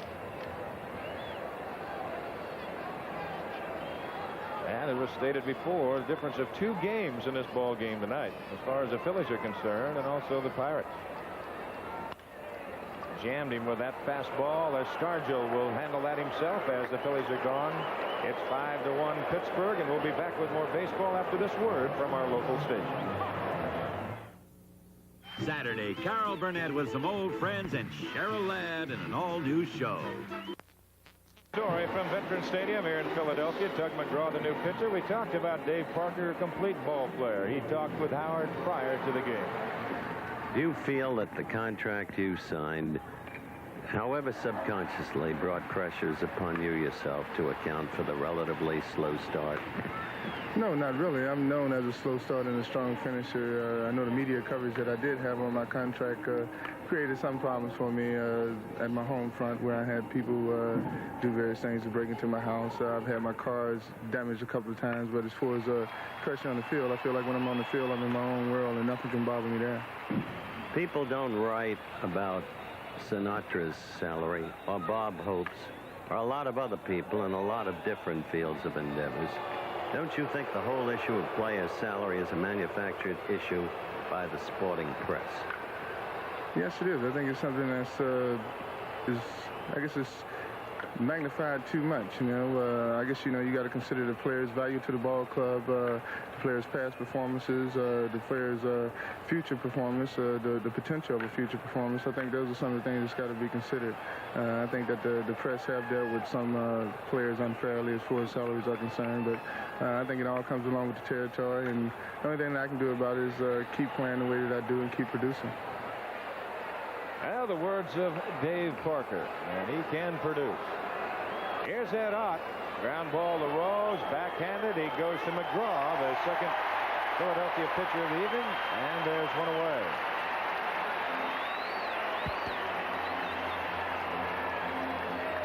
Now Tug McGraw taking over for Larry Christensen. Always a little zany, always a little cocky, but suddenly a little subdued because of the way he's been racked up recently with those grand slammers that we've talked about. Well, they've hit 4 this year. A little Scroogey to Garner. Phil is 0 for 2, has bounced to third and popped to second. McGraw making his 50th appearance of the year. A record of 3 wins, 2 losses, and an even 5, Howard, ERA. That is not the Tug McGraw we've seen in the past.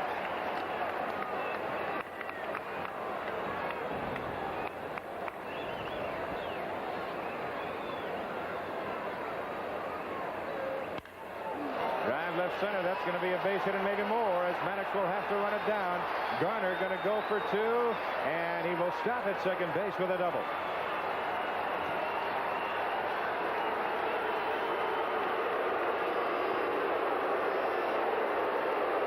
Well, some of the boo birds coming out here at Veterans Stadium. Yep, they're on, Tug.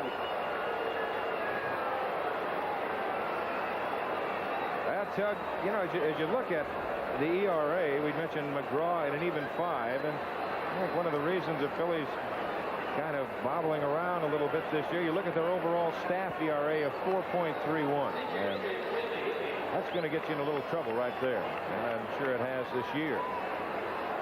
Here's Jim Bibby. He's bounced to first. He struck out 0 for 2.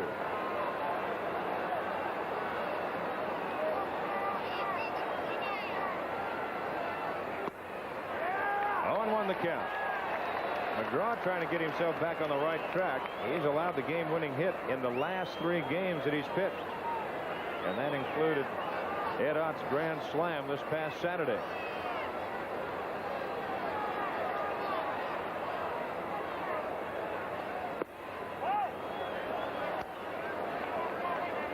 One ball, 1 strike, 1 out, 1 on. And it's 5-1 Pittsburgh. We're in the top of the 6th. Kansas City has tied Milwaukee. Yankees have reclaimed the lead.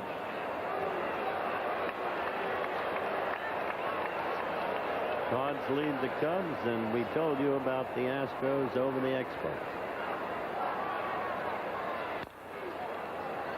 That will be foul, third base side. Chuck Tanner. I got to ask him what that star was for.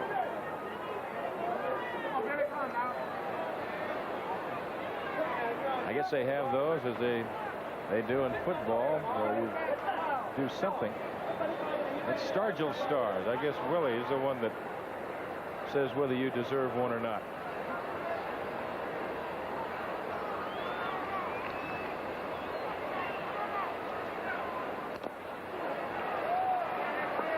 Count remains at 1-2. You see McGraw, he's going with the screwball, the scroogey to the pitcher, Bibby.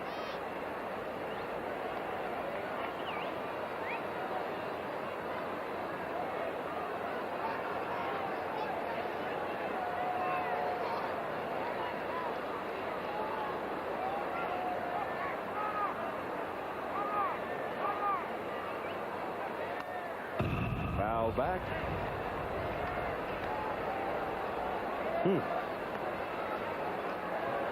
That's the story of Tug's problems this year. That will give you cause to lay awake at night, I'll guarantee you that. Look for another profession. That's right. Lou Brock coming up to bat right now in St. Louis, seeking his 3,000. Right back to McGraw. I'll tell you, Bibby hit it. Good play by Tug. And you take another peek at it.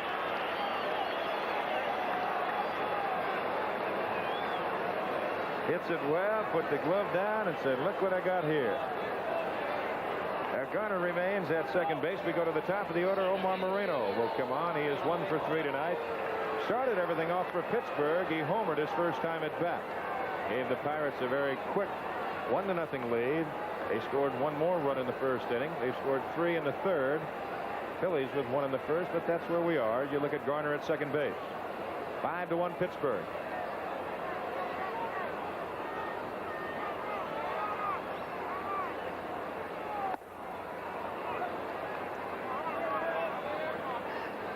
One ball and no strikes as you look at the scoreboard here. Just looking at number 28 pitching for Minnesota at Fenway Park in Boston, and that is none other than Mike Marshall on in relief.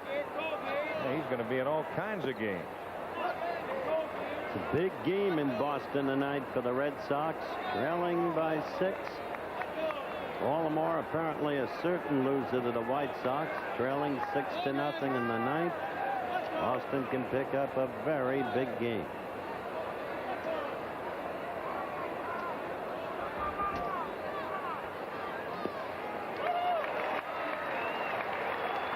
Two balls and a strike.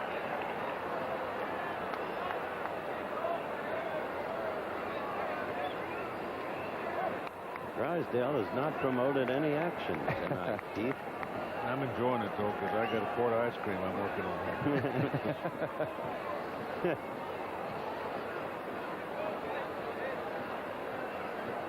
Moreno calling time. McGraw taking too much time. You look at the right arm of Moreno. A lot of times you get guys that steal bases. I can think of Maury Wills when he stole 104. You look at that elbow pad on that right side. He was all banged up at the end of the year. Moreno used to wear him on his knees. Now he's got one up on his elbow. 3 balls and a strike. There you see the pad.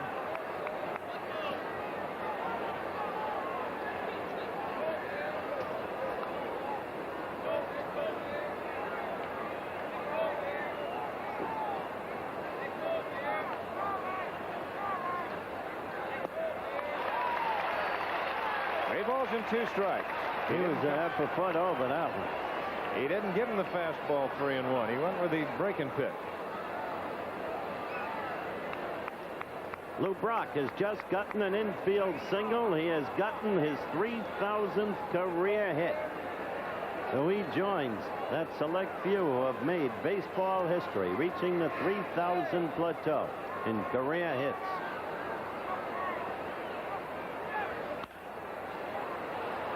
Trio waits for Rose to get to the bag, and he throws him out. Well, the Bucks are gone in the 6th, and after 5.5 it remains 5-1 Pittsburgh. That's the story from Veterans Stadium here in Philadelphia tonight. I'm Don Drysdale with Keith Jackson, Howard Cosell. 5 runs, 8 hits, no errors. There's the 3,000 hit group, and if you might have tuned in late, Lou Brock has joined that select group. So we get ready to go to the top half of the 7th inning, and once again, here's Keith. Okay, Big D.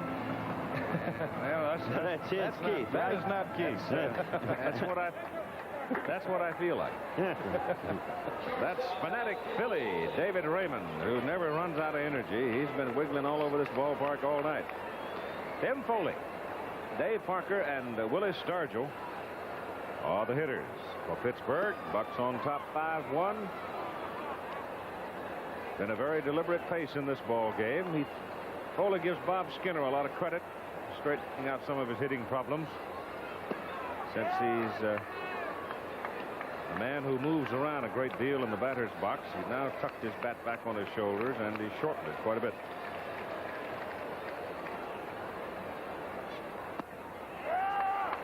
So many times that happens because nobody ever asks how, just how many.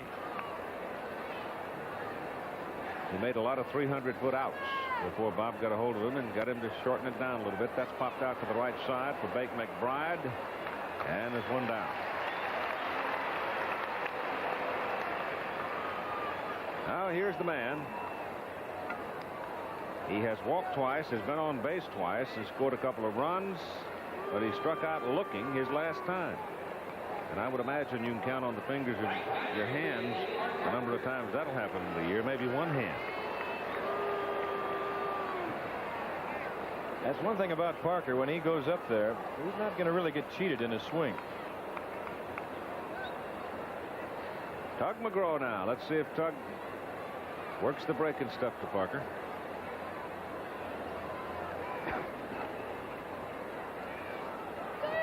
Comes outside and low.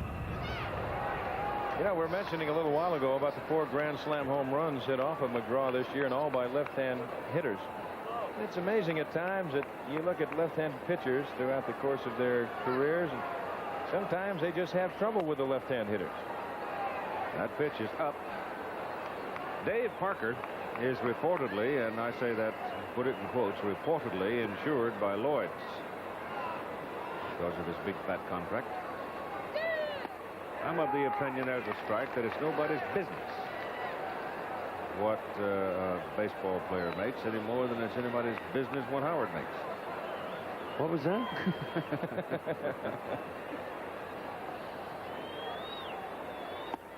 Big swing. So McGraw now at 2-2 with Dave Parker. Well, Oscar Gamble earned part of his salary tonight, didn't he? He's gone crazy. That's bounced past the pitcher to the shortstop, Boa. 1 out, 2 out. Oscar had the game-winning hit, and early he had a home run. He came to the Yankees. He said, I don't know why they wanted me back. I don't see where I'm going to play. But he's been playing and hitting.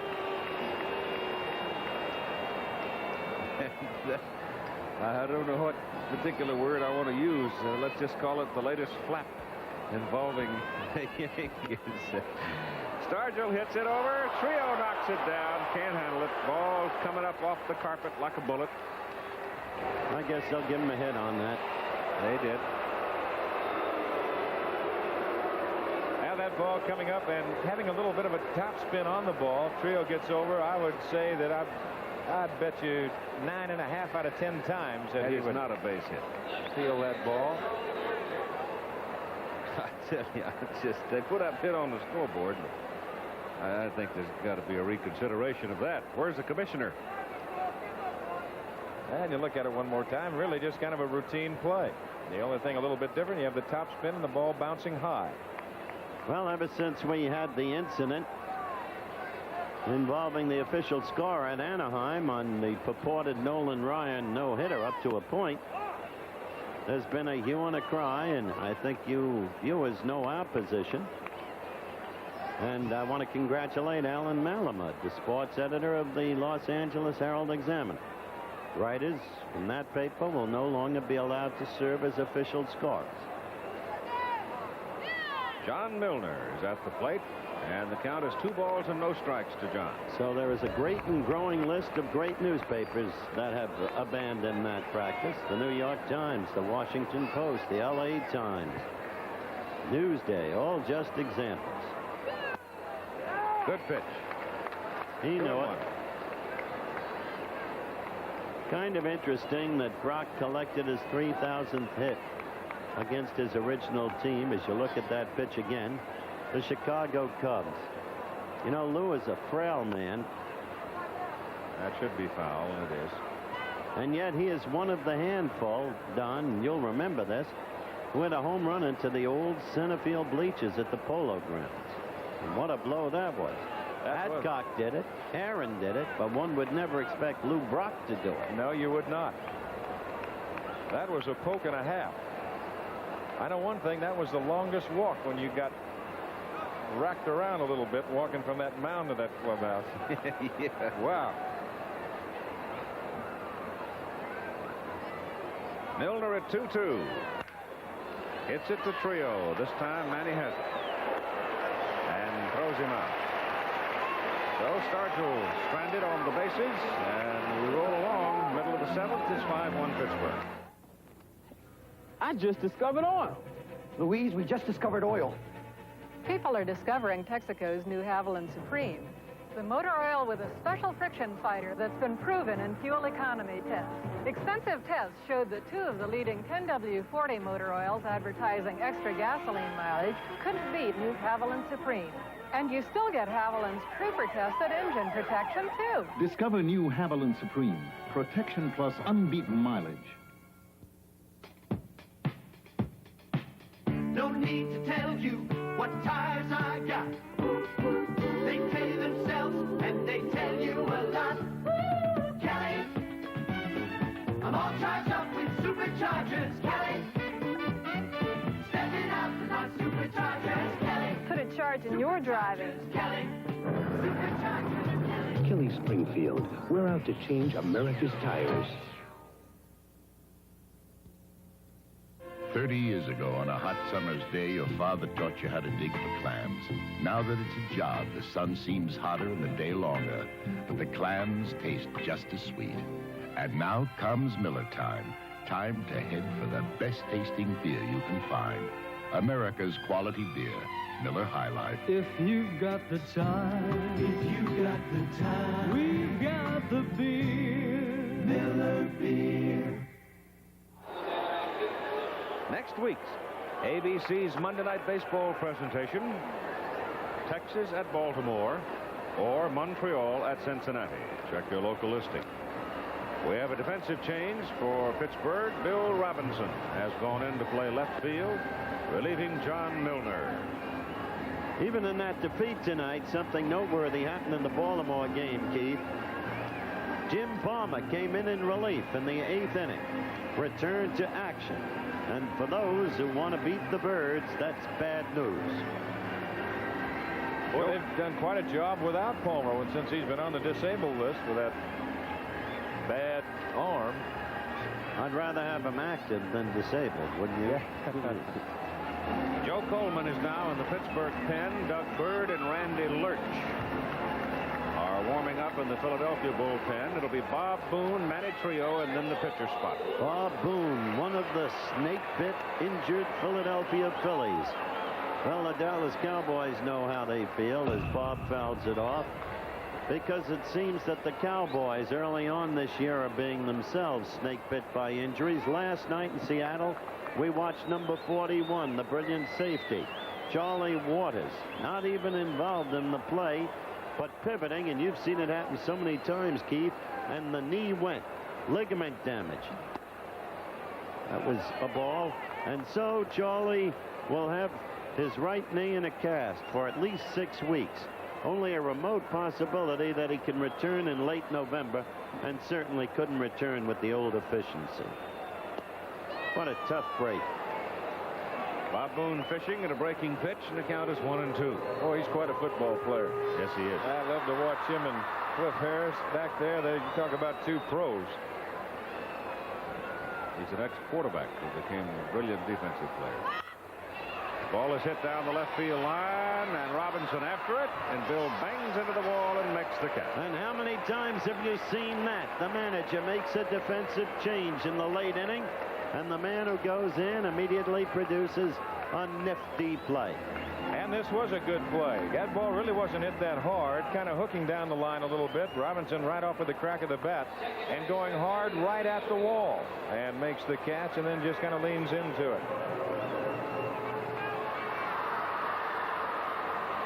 Always, Keith, the knee in football.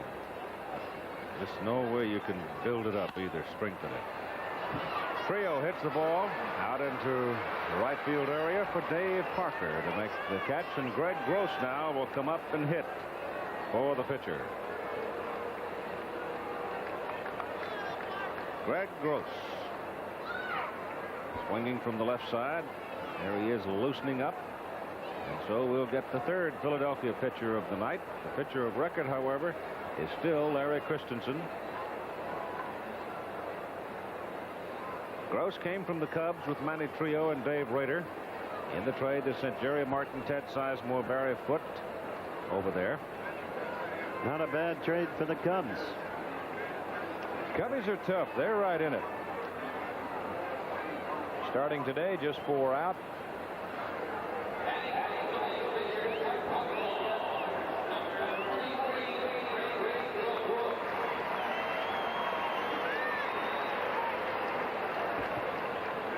Gross with a .333 batting average. Been to the plate 90 times.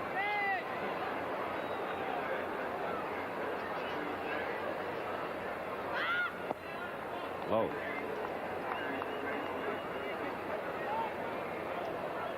Two down for Philadelphia in the bottom of the 7th inning.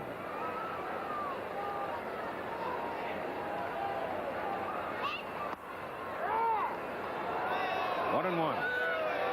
Line score on the Boston comeback victory over Minnesota. Minnesota got all its 5 runs in the very first inning, remember. Bergmeyer the winner, Mike Marshall the loser. Lynn with his 32nd, Rice his 31st, Hobson his 20th. 2 and 1.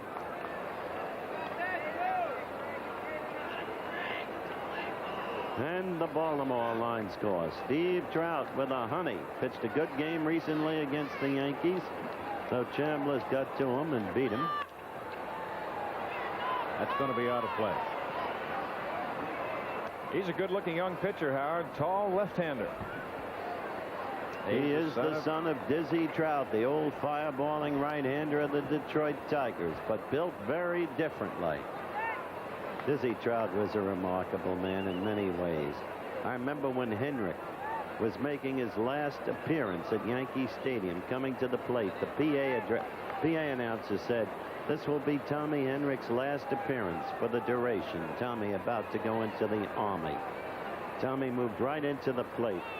The crowd stood up, gave him a standing ovation. It seemed unending. Tommy stayed in the batter's box, Keith, and Dizzy Trout got off the mound. And he said, "Get out of there, you dope, and enjoy this, because you will for the rest of your life." Dizzy Trout was a great guy. Old reliable. So is Henrik. And the richest of baseball's tradition. 2-2 pitch hit sharply on the ground to Garner. Bill throws him out. The inning is over. And Bibby gets him in order in the bottom of the 7th after 7 innings. 5-1 Pittsburgh. The third Philadelphia pitcher of the night, Doug Bird. The numbers on him this year in Philadelphia, his 25th appearance.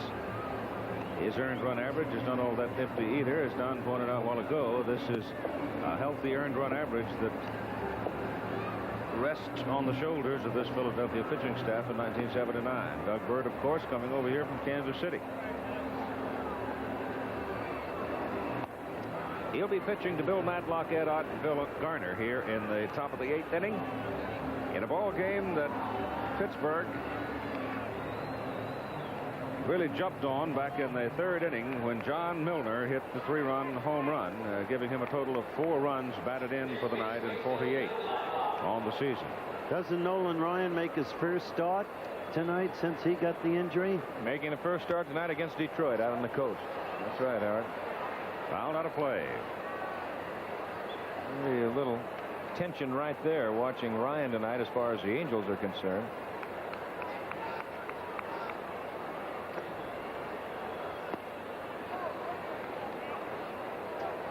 Count is 1-1 now to Madlock.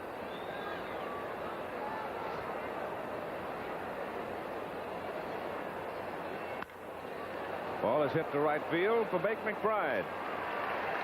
1 out. The surging Royals have just taken a 3-2 lead over the Milwaukee Brewers after 6 full innings of play. Crowd of 43,111 here. The largest 3-day series in the majors this year and the largest Phillies series in history. They have had 157,575 for this series against Pittsburgh. They've gone very well. They had 63,346 Friday night for the doubleheader. It's the biggest crowd in the major leagues. Ed Ott now with 1 out. Ed has a single in 3 trips in the ball game. It's the line score on the New York game as we gave it to you. Guidry beating Jenkins. And I was down in Dallas, got up this morning, and there was some comment down there, the fact that the Rangers on this road trip are going to run into everybody's top pitchers all the way down the line in New York and Boston and wherever else they go. Well, according to Don, that's the way you like it. That's it. Beat the best. Ott hits a shot into right field for a base hit, his second of the night. So Ed's on with 1 away, and Phil Garner comes to the plate. Phil has doubled in 3 trips in the game.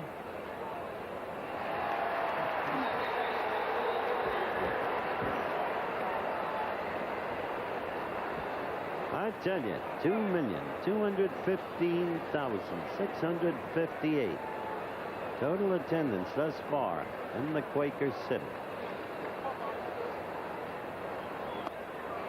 Ball 1 to Phil Garner. They turn out in this town for basketball, hockey, the Flyers.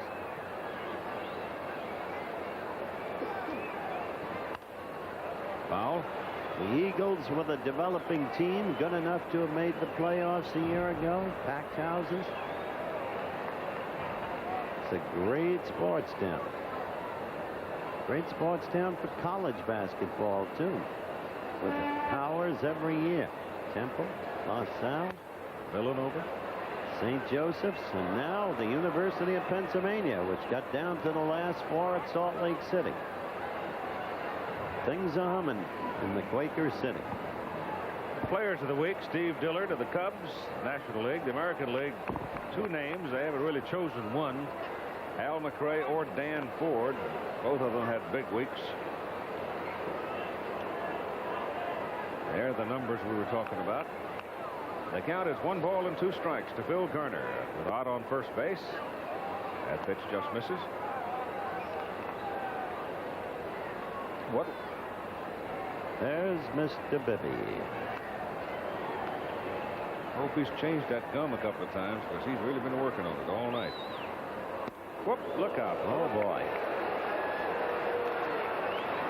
When we were in Milwaukee a couple of weeks ago, what was it the commissioner, as you look at this pitch again, a little, in words of late Charlie Dressen, a little high neck in. Commissioner was saying that outside of the week of the All-Star game, that after that, that Major League Baseball had been drawing 1 million fans a week. Ott goes and is fouled away on 3-2. A lot of people. A lot of baseball attendance up again this year.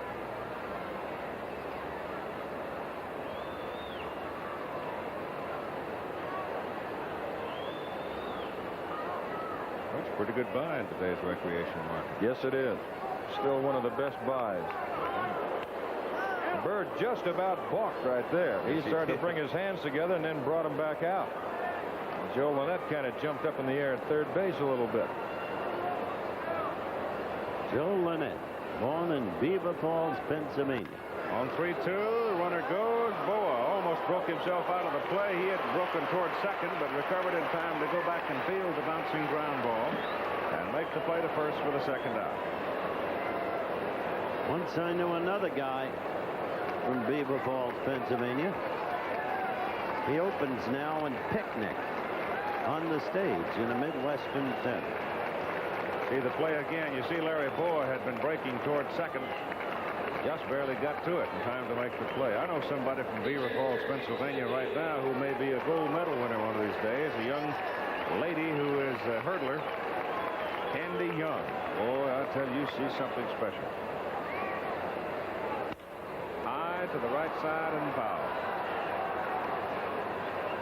Well, the one I was talking about, of course, was Joe Willard Namath.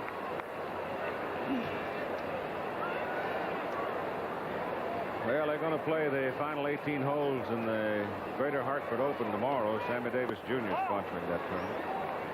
Played 18 today, and the co-leaders, as you saw, George Cadle and Jack Renner. Judy Rankin won the Western Union in an invitational over in Jericho, New York, beating Beth Daniel. Finally got him finished. That ball is hit well to the right side, going toward the corner. It's off the wall. McBride plays the ricochet, and Jim Bibby is at second base with a double and a run batted in, and the Pirates lead 6-1. They're outscored. I think Bake might have caught that ball. It appeared that ball fooled him a little bit. He kind of trailed the ball a little bit, but Bibby hit it a little bit harder than I think what McBride thought. He played it defensively, concerned with the wall. Take another look at it now. Here's Bibby. He's a strong guy. He hits that ball well. McBride trailing the ball all the way, and of course going down the line is going to be slicing away from him. Watch him. If he keeps going, as you see the ball moving there, He gave up on the ball, Don. He played it defensively with concern for the wall. That's what happened there. He misjudged the distance, the flight of the ball. Top of the order, Omar Moreno. Foul back. So, still another insurance run. I hope that man that tried to catch that's not a surgeon. Now you can't tie it with a bases loaded home run. He banged it.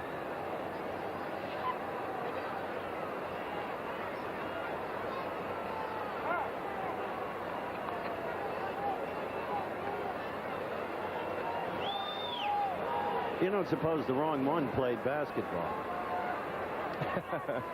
I don't think so. There's a strike. St. Louis 2-zip on the Cubs and 4-1 Houston over Montreal. Two-strike count now on Moreno. You mentioned before about Bibby not really getting that many base hits. I was watching him round the bag at first base. He got caught in, I think, a little bit of his own power and what was going to happen out there, and he just kind of ran right straight across the bag and decided, well, I said, I got to make a turn here pretty soon. McBride tags him out. Moreno foul tip. Ball sticks in the glove of Bob Boone, and the inning is over. But another run is across for the Pittsburgh Pirates, and they lead now 6-1 in the middle of the 8th. Philadelphia Phillies are running out of time in a ball game that means a great deal to them. They beat the Pirates tonight. They end this series with them 6 back. They lose it, they're 8 back. That's a lot. On August, going into August 14. Houston is the final score. The Astros hanging in. J.R. Richards starting to pitch a little bit better. He was a winner tonight, 12-11. Steve Rogers took the loss, and Steve has not been having much luck lately. And from the Bucks' point of view, their lead will be 2.5 if they can hang on to this victory. 2.5 over Montreal. And if you tuned in late, the Lou Brock story, 2 for 2. It came the latest in the short list of baseball immortals who have joined the 3,000 club.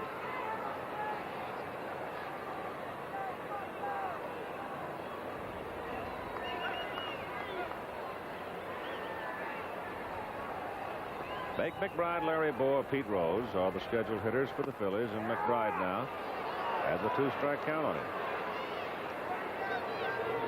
We got Don Robinson throwing out of the bullpen for well, he just came down out of there. Whoa, Milwaukee has taken the lead 4-3 over Kansas City. McBride takes it outside, 1-2. Robinson, of course, was a big star last year with Pittsburgh. As there's the line score and winning and losing pitchers. the Houston-Montreal game, but he's had some trouble. He's had all kinds of problems with his shoulder and his back this year. Pitch is inside to Bake, and it's 2-2.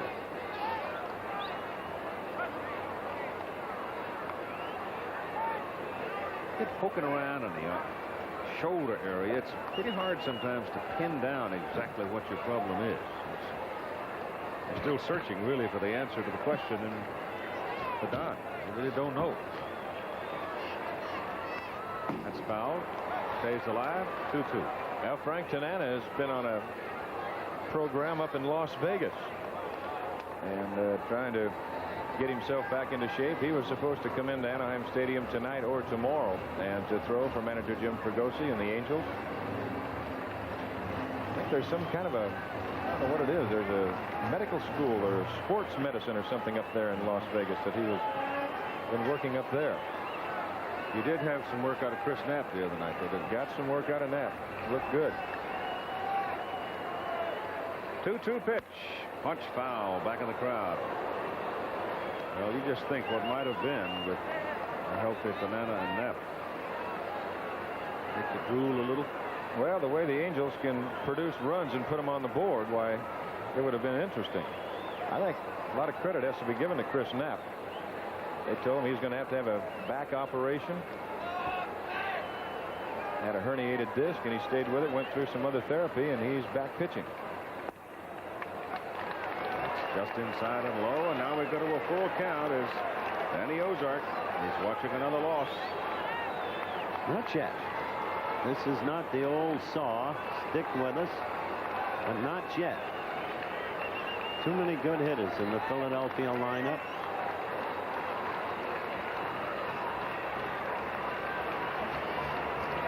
Three-two pitch to McBride in the bottom of the 8th inning, and it's foul back here. Where were you? A little slight feint out of Howard. Huh? Didn't mention my left shoulder, did you?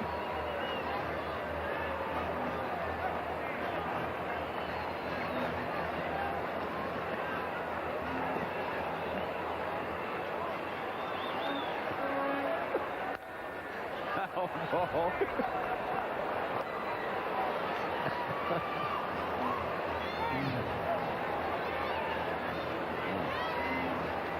McBride hanging in there.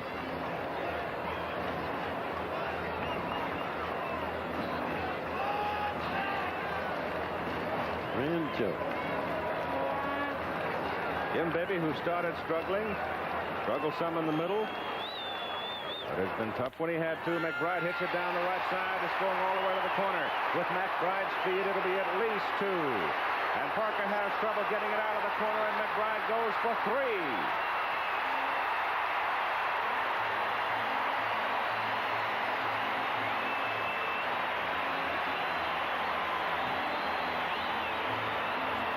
Very quickly, bullpen action for Pittsburgh. A lot of good hitters, as I said, in this Philadelphia lineup. DeColby is up now in the pen for Pittsburgh, and so is Joe Coleman. You see the trouble that Parker had finding the ball in the pen. He didn't get a ricochet at all. He just rolled up in the corner and laid there for Dave. He had to go all the way and get it. Grant Jackson now in the pen along with DeColby. And McBride is at third with nobody out, and it's 4 scheduled to come. Maybe wanting to go all the way. He's trying to win his 6th in his last 7 starts.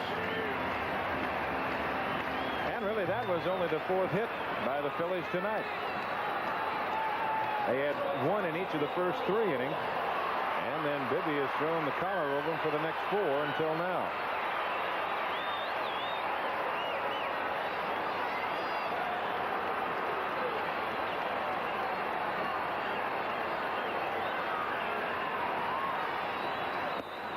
Pitch is high. The ball 1. See that his only complete win, complete game victory this year was against the Phillies August 3rd, 10 days ago.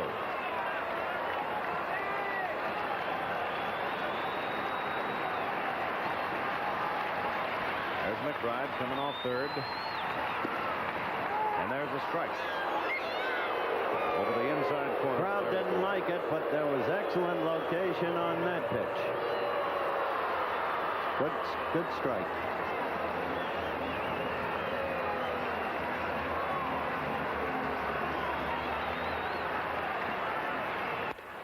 High and away. 2-1.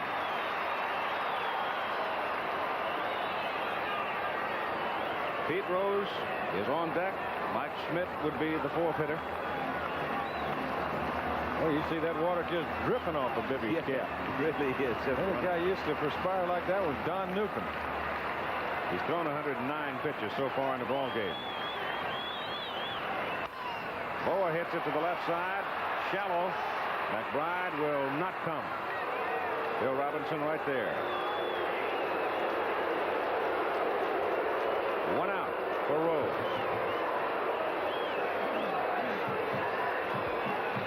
Well, Pete's knocked in the only other opportunity presented to him. He delivered McBride back in the first inning. Had a chance to do it again. Schmidt to the on-deck circle. Hot out to the mound. Madlock over there, and maybe trying to hang in. With Jackson and Jacoby behind him in the pen.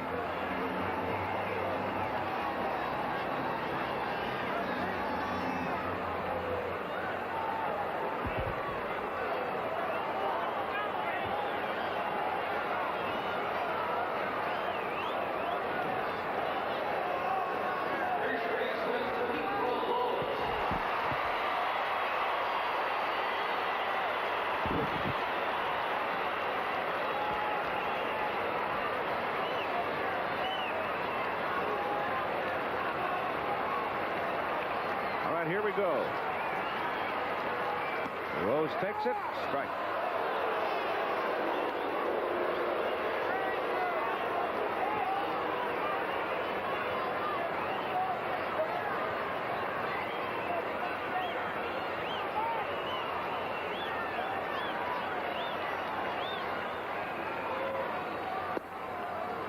Just low, ball one. McBride facing at third.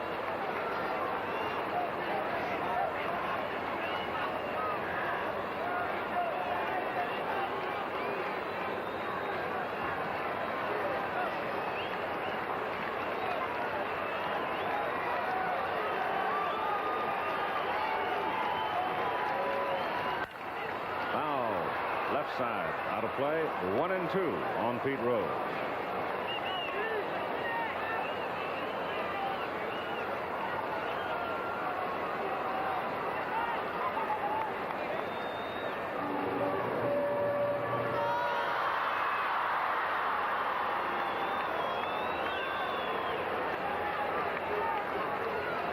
Madlock way off the line with Rose at the plate, giving McBride a lot of room to roam down at third.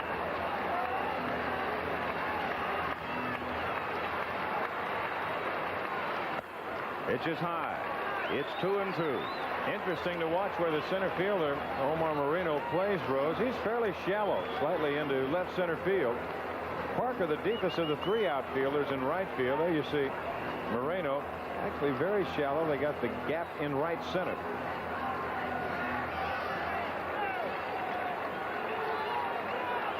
He's got a little more power than that.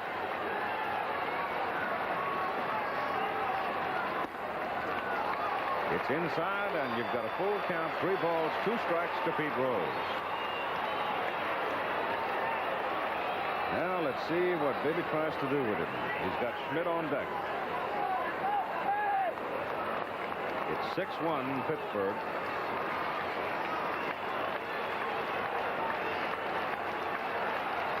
Bibby kind of huffing and puffing out there now. Rose fouls it out of play.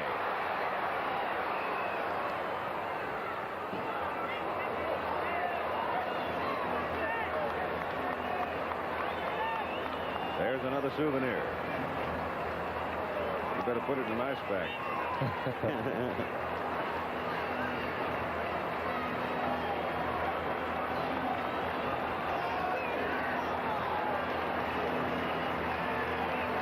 3-2 coming to Rose. Walked it. So we have a developing situation. And it's going to be a little more development as far as Mr. Tanner's concerned, because Chuck Tanner making his way to the mound. And that's going to be all. He goes to the bullpen right away. So you get the fourth walk of the night by Jim Bibby. He'll be leaving. A new pitcher is coming. And right now, let us take this time out for Major League Baseball.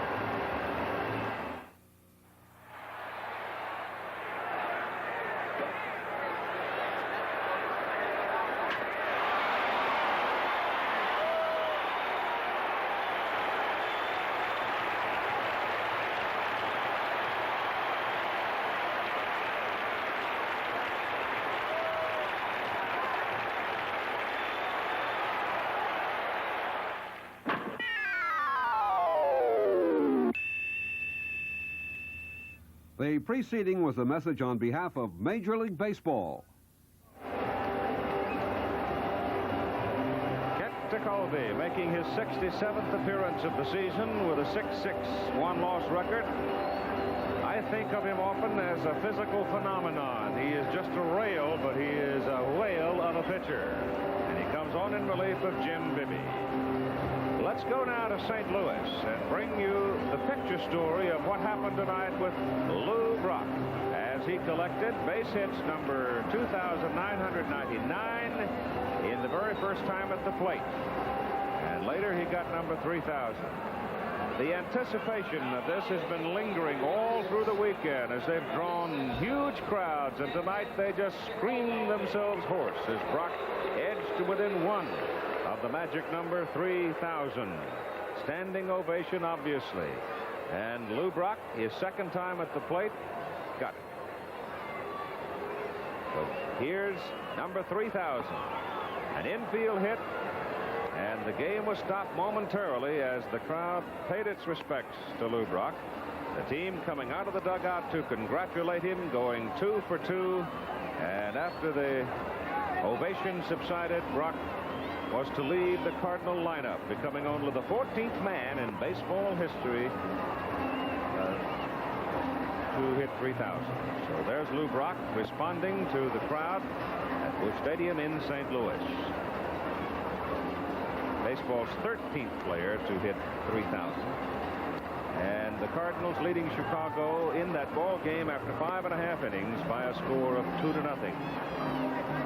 Stan Musial, one of the first people after the teammates had gotten there to come out and greet Lou Brock and congratulate him. Stan, the man, of course, one of those who has had 3,000 or more base hits. So now with 2 men on, runners at the corner for Philadelphia in the bottom of the 8th inning, Kent Tekulve is on to face Mike Schmidt. That was pictures of Lou Brock's historic moment tonight provided by KTVI in St. Louis. We thank them very much. With a swing of the bat, Mike Schmidt could inject some excitement into this contest.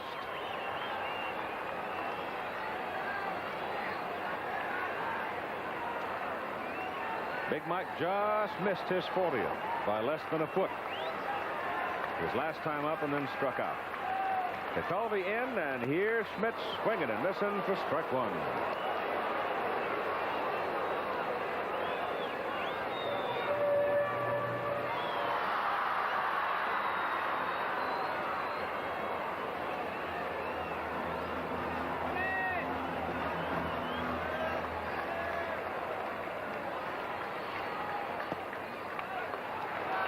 Outside, 1-1.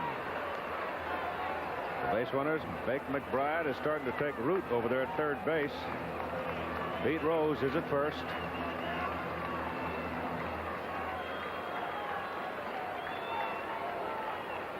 Phillies have 4 hits in the ball game. Tekulve relieving Bibby, who pitched a very strong game tonight. He comes down from the side and hits the corner with it. And it's 1-2.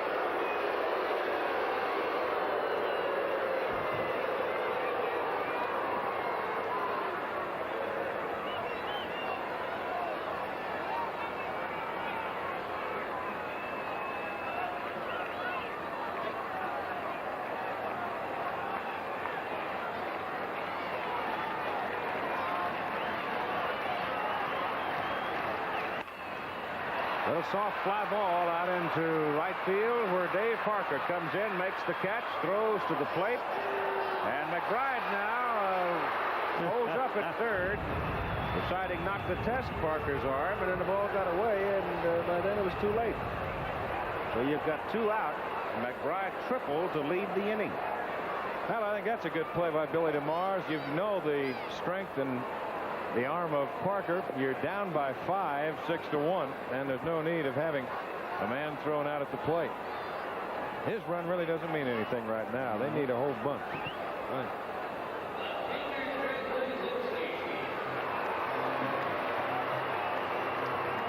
So the skinny one. I won't call him skinny. He's just a long, slender hunk of muscle and bones, what he is. He's 6'4", 167 pounds, and he pops Luzinski straight up in the air back of home plate.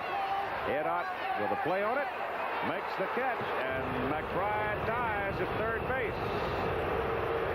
So after 8 innings of play, 6-1 Pittsburgh. Back with more after this word from my local stations and a message on behalf of Major League Baseball. Woodstock 10 years later, beginning Wednesday on ABC's World News Tonight.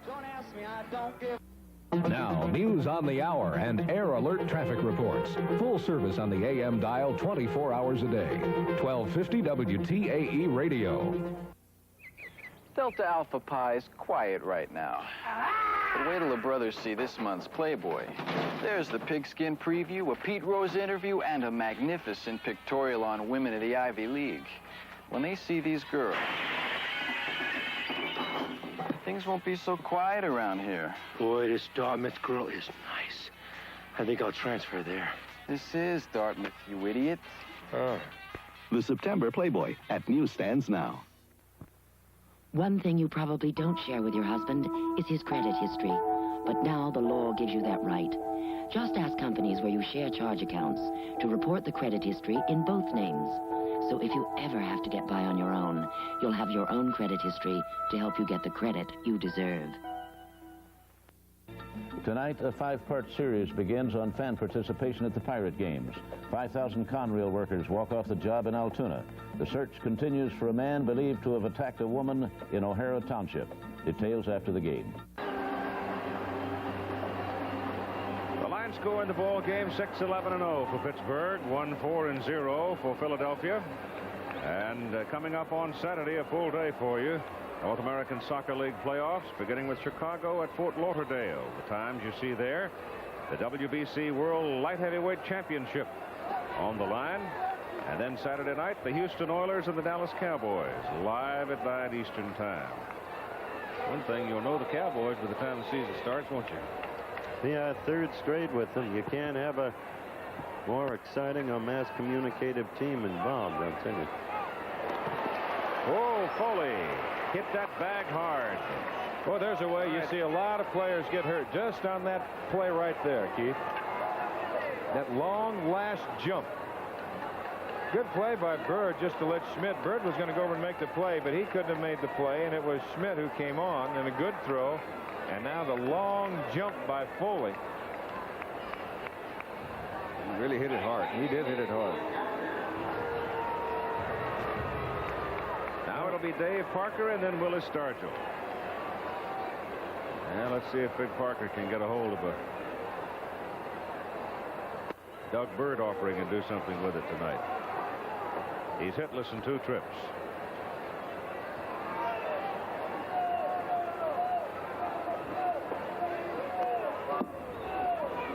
Pitch is inside. We'll be going to the local news just as soon as the ball game is over.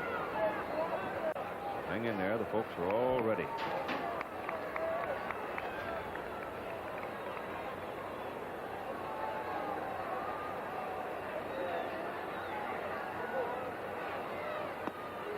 Outside. 3 balls and no strikes with 1 out for Pittsburgh at the top of the 9th inning.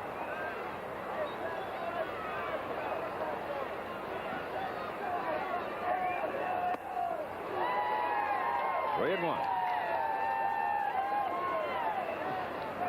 3-0. Big David really cranked it up, didn't he? He turns it loose. We said that before. There's a good pitch, just missing. His 3rd walk of the night.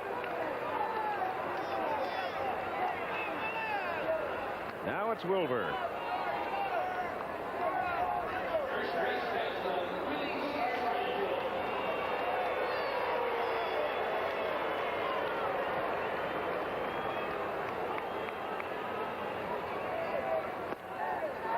Strike.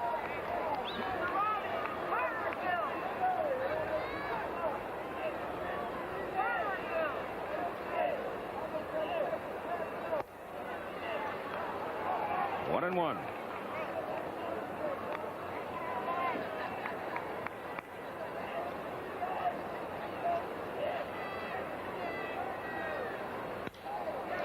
Ball is ripped to right center. Off the wall. Parker turning at third. Stargell in at second, standing, and Parker holds at third. He really stroked that so easily. I'll tell you one thing, you could hang all the wash in South Philly on that one. He really hit it. Stargell, a good low fastball hitter, and that's exactly what he got. And you just heard that thing just ram a cackle off of that wall.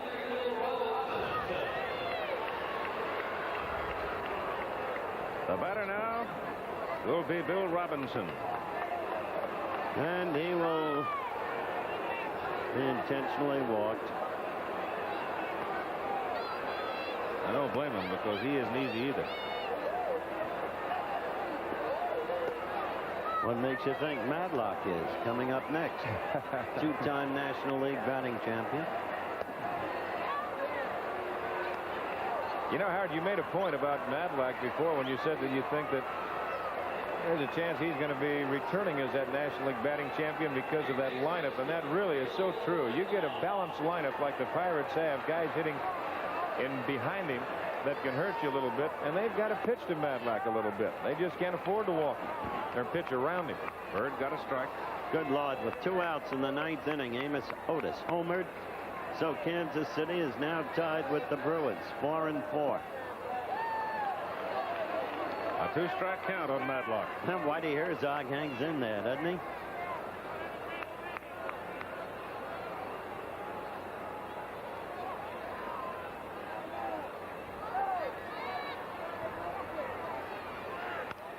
Punch foul up in the crowd. What little's left.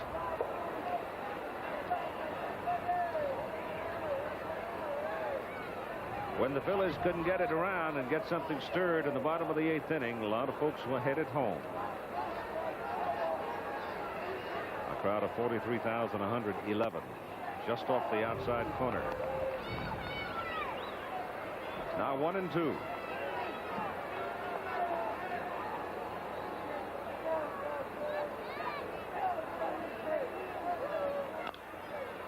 Chopper foul.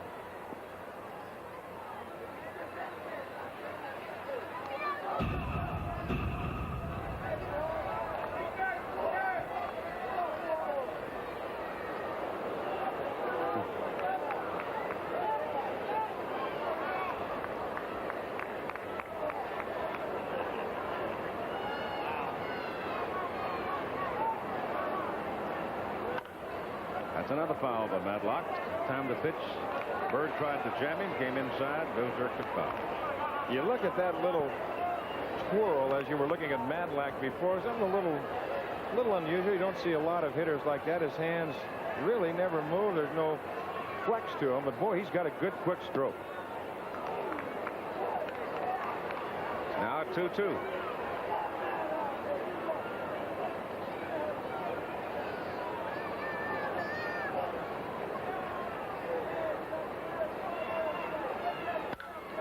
Hit hard left center field. It's going in the gap and going to the wall. And here comes Parker. And here comes Stargell. And here comes Robinson. And Madlock triple. He can hit.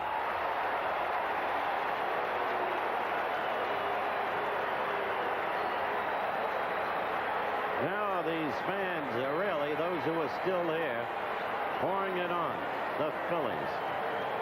Their frustrations being evidenced in this, the year they thought they'd win easily. After all, they've won 3 prior times, and this year they had acquired Pete Rose. Somehow, an absolute symbol of conquest in baseball. individual and team, through all the years with the Reds. Thus far, at least, it hasn't worked out that way. Head on. Bangs it over to Manny Trio. He throws to Rose. And you've got 2 out. 3 runs in to make it 9-1 Pirates. And the Phillies will be looking at rangy right-hander Jacoby in the bottom of the 9th inning. Bill Garner. Alan, all due respect to Philadelphia and what's happened to them this year, Howard, boy, they have had their share and more of injuries.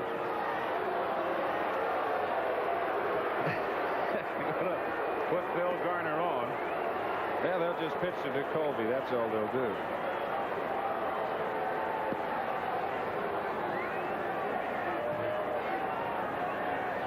They had 3 pitchers go down in one day just about. Or they put them all on the disabled list in one day.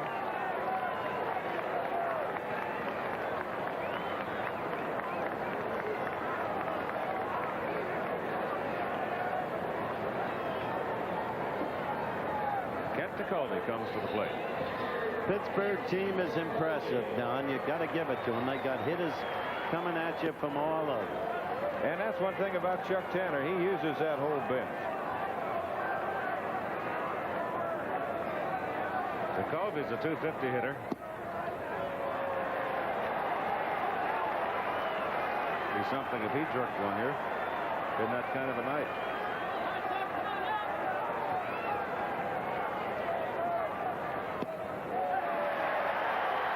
Bird's gone to 3 balls and no strikes on Jacoby.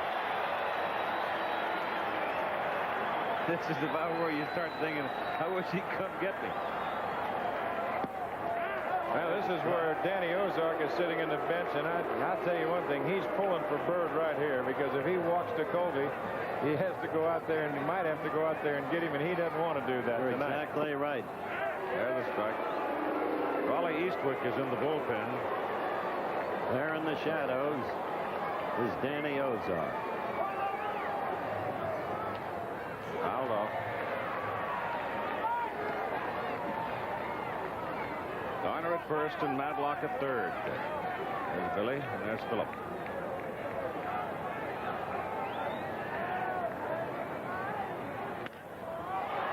Right to Rose. He bangs the ball down disgustedly and goes into the dugout. Going into the bottom of the 9th inning. Pittsburgh 9, Philadelphia 1. Good evening, Mr. Throneberry. Hi, Fred. In my first commercial for light beer for Miller, I said if I did for light what I did for baseball, I'm afraid their sales might go down. But sales keep going up. Folks love light because